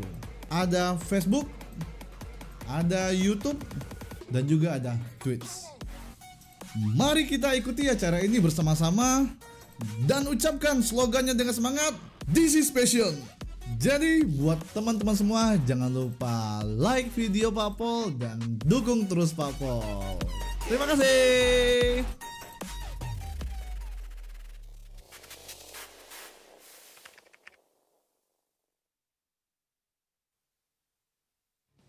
And welcome back to Top Clans 2020 for Tekken 7. Asarai and Botch Spice calling the action, and we have reached the road to the grand finals. All roads lead to here, Asarai, and we know the cast of characters. We have Jules versus AK. They did have a meeting at the winners finals. AK did best Jules, and now Jules has to fight his way out of the losers bracket. Yeah, I just had to take like a really quick bite because I know this is gonna be a heavy grand finals, and we need all the energy we can muster because it's gonna be quite a bit of a doozy here between Jules and AK. Honestly, I don't know who's gonna win, but when all is laid bare, it is Jules that still needs to climb up this double elimination because he is going to be coming from the losers bracket. Let's check it out, I believe, real quick for you guys. The story that we've had for the double elims, and there you have it at the peak. Who will be the top clans champion? Is it going to be AK or is it going to be Jules? I just want to reiterate, like, from the top 8 players that were invited here, now we're down to the 2 that will face off in grand finals. It is Jules and AK, and I just scrolled on social media, and there's a lot of support coming out from both these players. Jules feeling like he needs to, you know, really get the W here. One of his coaches said, come hell or high water, they will deliver in this match, and AK better be ready. I mean, they faced each other before. They sparred with each other to do that, and now we're seeing the grand finals in spectacular fashion between AK and Jules. Now, I think it's safe to assume that maybe Jules will probably stick to the characters he's been circulating so far, maybe the Marduk, maybe the Fangaram, but no, he's going with the Jin, and AK with the signature first pick, Kazumi. This is actually a lore matchup. This is Jin versus his grandmother. Well, grandmother looks hella young though. Round 1. Yeah, well, this is Tekken history. You know, timelines don't really matter, but yeah, that is the grandmother of Jin Kazama. Yes.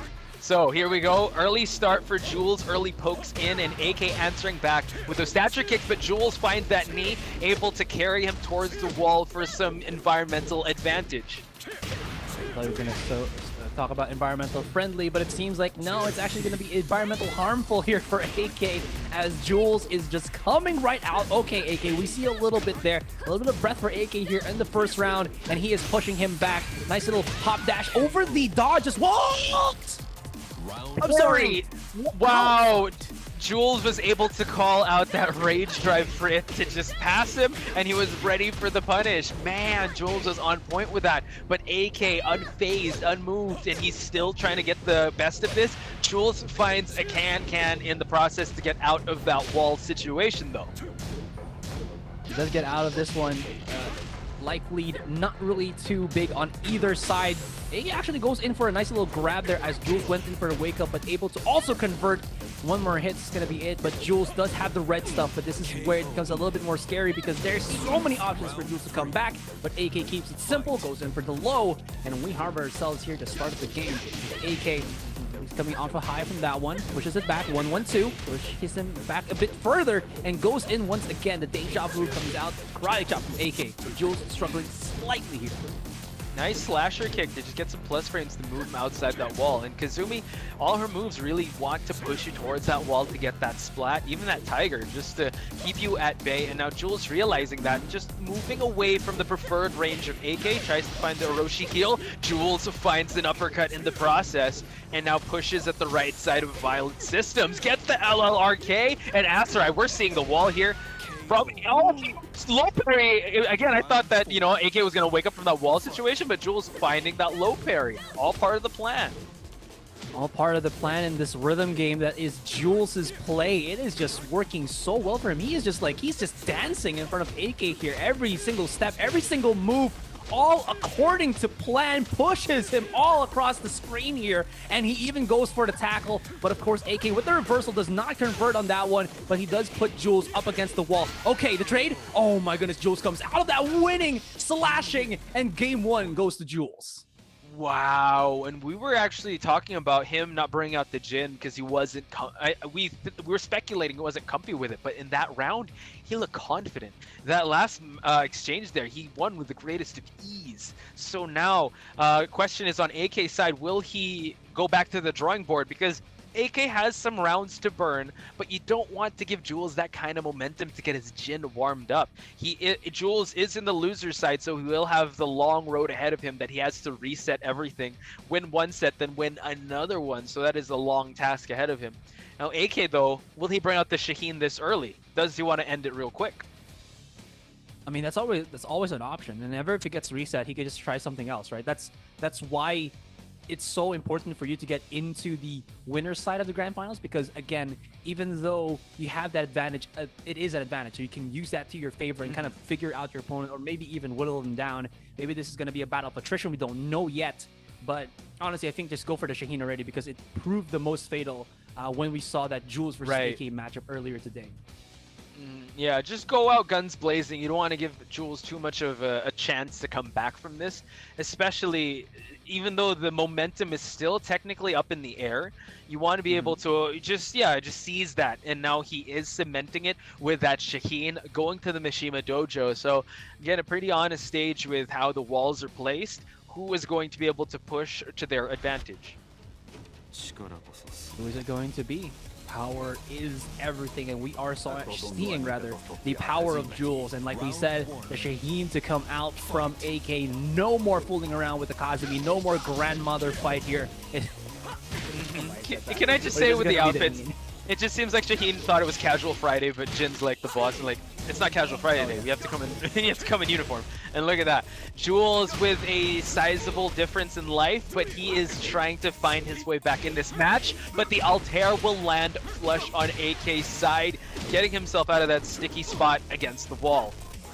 Also have to take note. Oh, nice little break there again. Thought it was going to be the full throw, but just wanted to also point out, AK, he's been a Wile E. Coyote here. He's been whipping out the slides when Jules expects them the least, and now you can see that he's not using on that, because he's not conditioning Jules to be prepared for the slide. And when he isn't expected when he expected the least rather, that's when Shaheen comes out of blazing. Did he almost try to go for it and then Jules just catches him with a mid?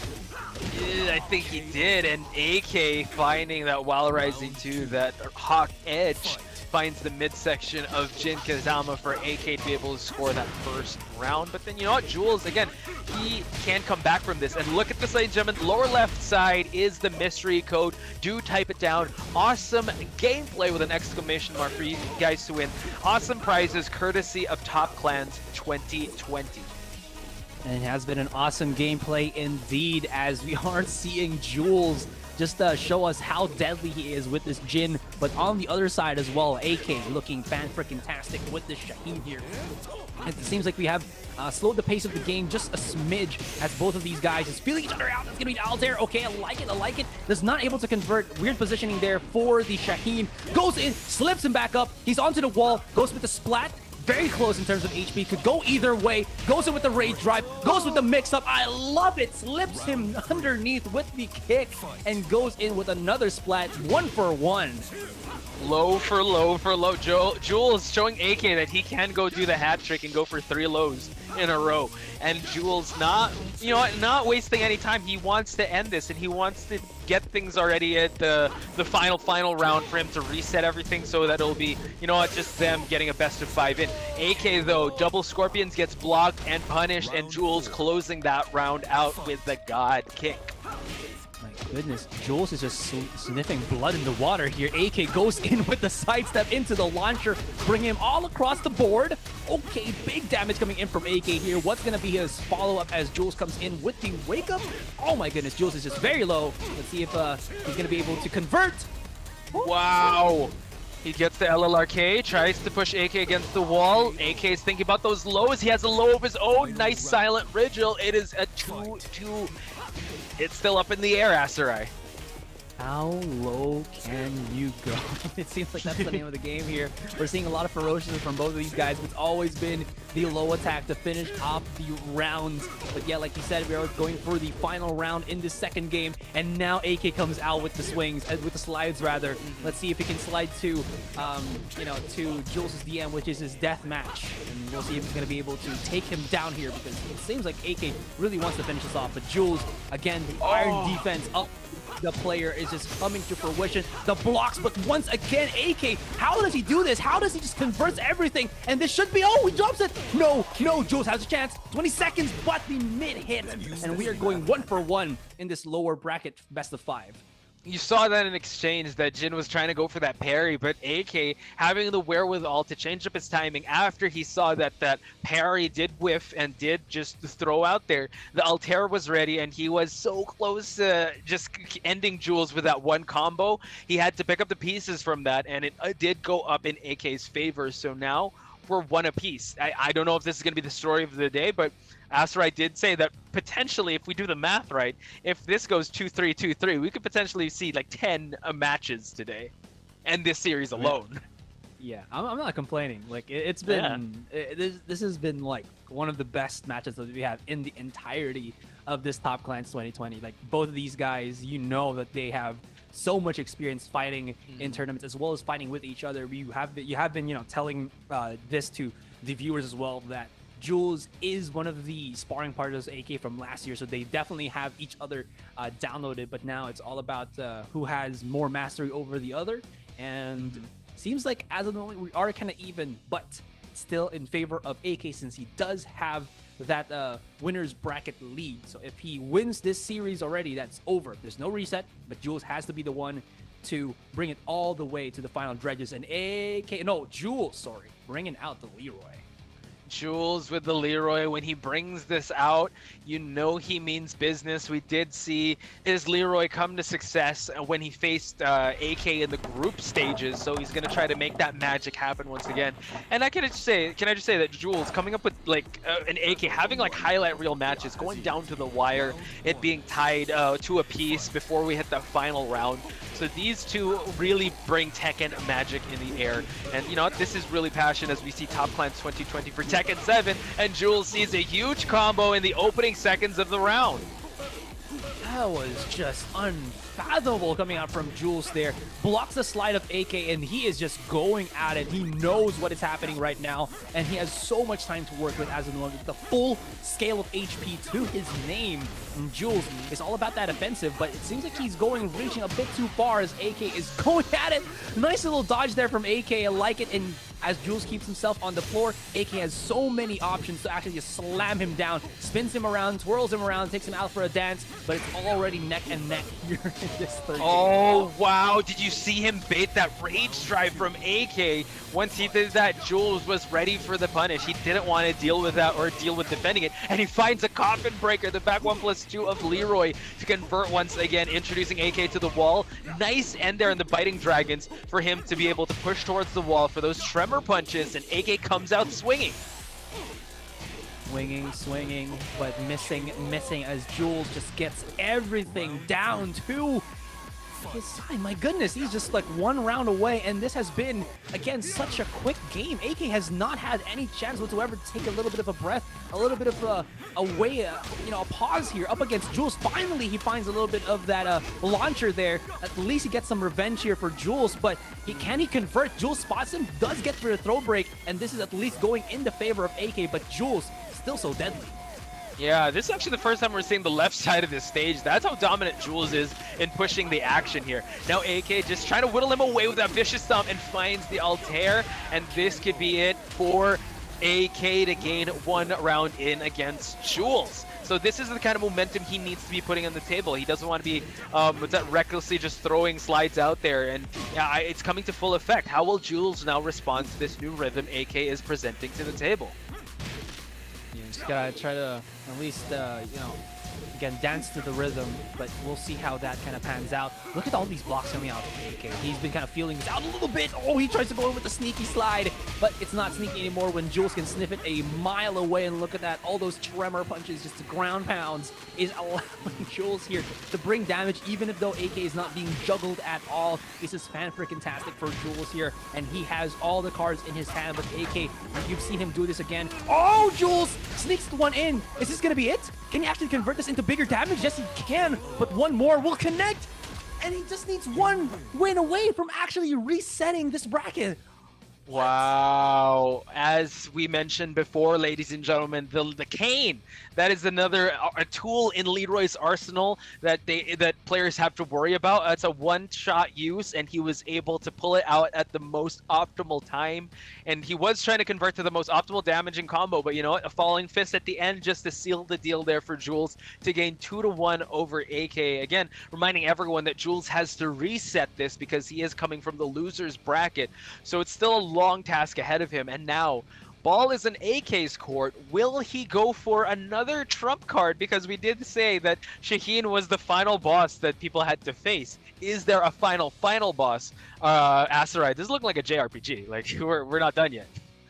Exactly. Like there's a secret hidden boss. There's a meme that's been circulating the interwebs where he faces this hero that faces one boss, kills him, and it's like that should be it, right? Then there's like final boss music. One comes out, and then he kills him, and then another one comes out, and then it just goes on and on again. I feel like that could be AK here. Might still have some options left in his pocket, but again, you can't put out of the match here that Jules's Leroy is freaking insane.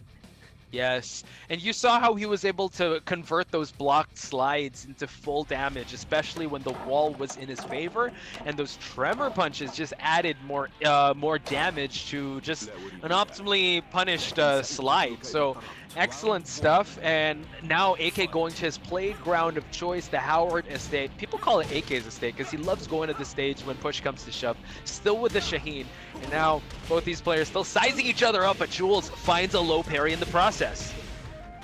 No parry in the process indeed. Okay, AK does go for the sidestep. Just slowing the pace of the game down a little bit. Nice little Wing Chun combo there coming out from Jules, but not really able to convert too heavily, but he is at least sneaking in a couple of these hits once again. Goes in for the low, blocks it. You know that he is waiting for AK to go in for that slide. Almost catches him there. Twirls AK around, but AK does have the red stuff. Oh, AK baiting. You saw him dashing and thought he was going to go for a kick there, but goes in with the low parry. AK converting. He has Rage Drive or Rage Art as well. Let's see if he's going to be able to use that as the wall is his friend just by a smidge. Dodges it. Okay, AK.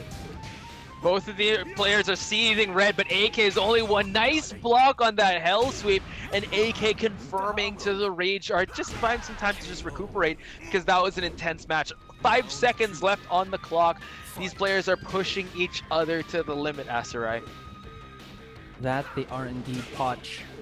Oh, look at that. Jules bringing AK all the way around the world as he was just dodging AK with the side steps. I like it. AK goes in with a nonchalant launcher, allows him to get in these big amounts of damage and slides it off with the finish and goes again with the orbital, but Jules just backs away. Again, AK, he's not going for the complicated stuff. He just goes in with these launchers and it's working in his favor.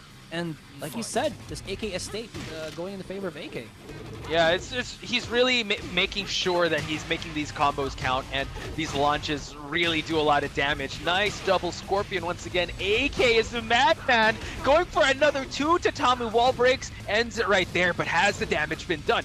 Jules has a long mountain to climb in terms of health. The life deficit is real, and AK turning things around. It's going to be a 3-0, and AK ties things up 2-2, Asarai. I don't know if you have a crystal ball there, but you did say 3-2, maybe in favor of Jules or AK, but it's still a possibility if Jules is able to win this next match. I was gonna say, was it AK? I think that uploaded like a video maybe a couple of months ago, maybe a year ago, where he showed that he was able to bring his opponent in training mode as Shaheen all the way from 3 tatami mats all the way outside of the garden. To see the Sakuras? Yeah, that was him, I believe. Oh my god. Yeah, he just shows us a little bit of that. Yeah, AK just showing everyone why he loves picking this stage. Now, correct me if I'm wrong, but I think all the wall breaks went to AK's side. So he was really able to extend and optimize his damage with those walls, those tatami walls. And I mean, we didn't really see much of Jules' Lyra because AK was denying anything, just shutting down any offense that was presented after that first round, that clutch that clutch conversion to that Rage Art. So really interesting thought process coming into the mind of Jules now. Will he still stick with the Leroy or change character? Because if he sticks with the Leroy, probably go with a stage comfort pick. True enough. Or maybe he'll go back to the Falcon Ram or maybe his Marduk. I don't know. You know what? There's so many options for Jules at the moment, but aside from that, I just noticed that from AK. Again, if he was in retreat a little bit from Jules there, he didn't really have to go for, I think you were saying the altar and everything, nothing really fancy or any big moves. It's more of AK just going in for the simple launchers that did catch Jules off guard twice. And that was just akin to how AK knows his opponent's movement. And correct me if I'm wrong, I believe AK, I think I've seen this in an interview, he doesn't study frame data. He just feels out the matches. That's how he plays. Well, can he's learn more this of a somewhere. heart player. Yeah, he's more of a heart player. I mean, if for you to be a professional player, you'll know when something is open, when something is not. So maybe he feels it more than he sees the matrix in ones and zeros. But you know what? Whatever works for him, because he is actually taking the fight to Jules, and now Jules finds an orbital and tries to just come back in this matchup. Jules is seething red, so he does have rage available. Jules, though, was denied of using that rage with that slide. AK just utilizing Shaheen's options to its full effect. It's the ass. It's AK's sneaky slides. ASS. Yeah, thank Exactly. you for that. Yeah. ASS, ladies and gentlemen, you see the sneaky slides coming in, but now you see this wall combo. Double Scorpion, no, was denied. Tried to go for the slide. Jules converting that to an excellent punish. Now 20 seconds have been burned already. Jules with a considerable lead, but then AK can just turn that around. He definitely can. Comes out here, goes overhead, but Jules sneaks one in and converts really menacingly here. Although AK is seething red, as you were saying this a while ago. Oh my goodness. Jules low, mid. That's gonna be it. 1 for 1. And that's the options that that Leroy presents. He does have those just stand-up mix. He has mix-up game when in your stand-up. So really comes to question how AK will defend against it. As you know what, early seconds, still no one gets a huge launch in, but AK finding that huge Altair hop kick for him to push Jules towards the wall. He's gonna go for that double Scorpion Ender. He does less than half health from Jules. Oh, Jules has got to be careful here because, again, he is just stepping on tournament life already. It's not easy to break AK here, but he has done it. But he has to do it again and again and again if he wants to get a chance to win Top Clans 2020. But gets a nice little stun there, converts, and this could push him to the reset. One more round for Jules here. One more round away from that reset point. AK realizing that, tries to back away, tries to get that slide in to control the momentum Jules is driving now for him to reset this game. But now both these players still juking and driving for some real estate advantage, trying to find each other's options. AK just slowly chipping away at the legs of Leroy, but Leroy does have options as well. AK finds a launch though and pushes Jules towards the wall. Oh, the conversion on the big boy damage and the overhead kick. There's no chance in hell that Jules is going to be able to get out of that sticky situation. Twirls AK around. This is it. It could be the reset. It could be the tournament life. It could go either way. Double Luigi. And now AK realizing that excellent parry there. Jules just staying out of the range. No, the cave was denied by the orbital, and AK optimizing the combo, finds the wall, the real estate advantage. Silent Rigil just to keep him at bay. Jules unfazed though, still trying to get back in this match, but the Altair, this could seal the deal for AK. Silent Flow, no, not quite. One more would do it, and the Serpent seals the deal. AK is your Top Clans 2020 champion for Tekken 7, ladies and gentlemen. Insane stuff. I see Asrai's jaws still drop. Mine as well. We thought we were going to see the reset point, but AK denies that with his signature Shaheen. You thought there was another boss battle? It's still Shaheen, ladies and gentlemen. It's just AK needing to understand how the matchup was at that point. You know that Jules was mixing up a lot of things, but there you have it, guys. Of course, our card is already out. Top Clans 2020 champion is AK, and wow. Like I said, it could have gone either reset, could have gone either tournament live, and it went to the latter. It was a tournament live for Jules there, but you also got to give Jules so much credit. I think he could have pushed to the brink if he was able to win that. So AK really wanted to finish off that best of 5 in just that first best of 5. Yeah, it really went down to the wire. It was really going back and forth, and it just tipped ever so slightly in AK's favor, especially those final seconds where, you know, all the stars aligned for him to really capitalize on the combos. But not to discredit anything from Jules, he was able to, you know, take the fight to AK and really give us one heck of a match. And now, before signing off, we do have another lucky viewer, ladies and gentlemen. Let's see, drum roll, Asarai. Oh, the drum roll. Wow. Celtrina Nemesis. Wow, that's a very scary. That's a final boss name right there. Congratulations to the lucky winner over here. So you guys have been doing really well in terms of commenting and just engaging and showing love to the Tekken community here at Top Clans 2020 for Tekken 7. Yeah, it's just been a treat, guys, and I don't think we can say any more that these players have not said already with how they played in this game. That was just amazing, and do forgive me, that was some good ass Tekken. It was just you had to say because it was really You had good. to say it. Like, especially at the final day where we were treated to so much highlight moments, so much I believe there were 2 matches where it went the distance and we had to go at a time up and we had to stare at who had the lowest health. So courtesy of Jules, Adrian, AK, as well as Zaba, congratulations top 4. Not to mention the top 8 that made it. Dojin, Ryozu, Buok, Shinakuma. Thank you guys so much for joining us here at Top Clans 2020. It's been one heck of a weekend. Poch and Asrai calling the action. Want to thank each and every one of you guys. But you know what? We got to sign off and send it back to Poppy. So we'll do that right now. Poppy, take it away. Thank you, casters. It truly has been an exciting game today, and thanks to the wonderful performances from all our players. At the end, we would like to thank again the support from all our partners: EGG Network, AIS Play, Kumu, Lazada and LazLive, Likey, Nemo TV, Twitch, TikTok. For local production supported by InfoFeed and Ancient Galaxy, and official telco partner, Cellcard Play Game. For UU Game Booster, who supported us for Network. Again, don't forget to follow our official Facebook, YouTube, and Twitch TV channels for all Top Clan 2020's news and surprises. Thank you all for watching today. We'll see you guys again at Top Clans 2020. Don't forget to tune in. Goodbye!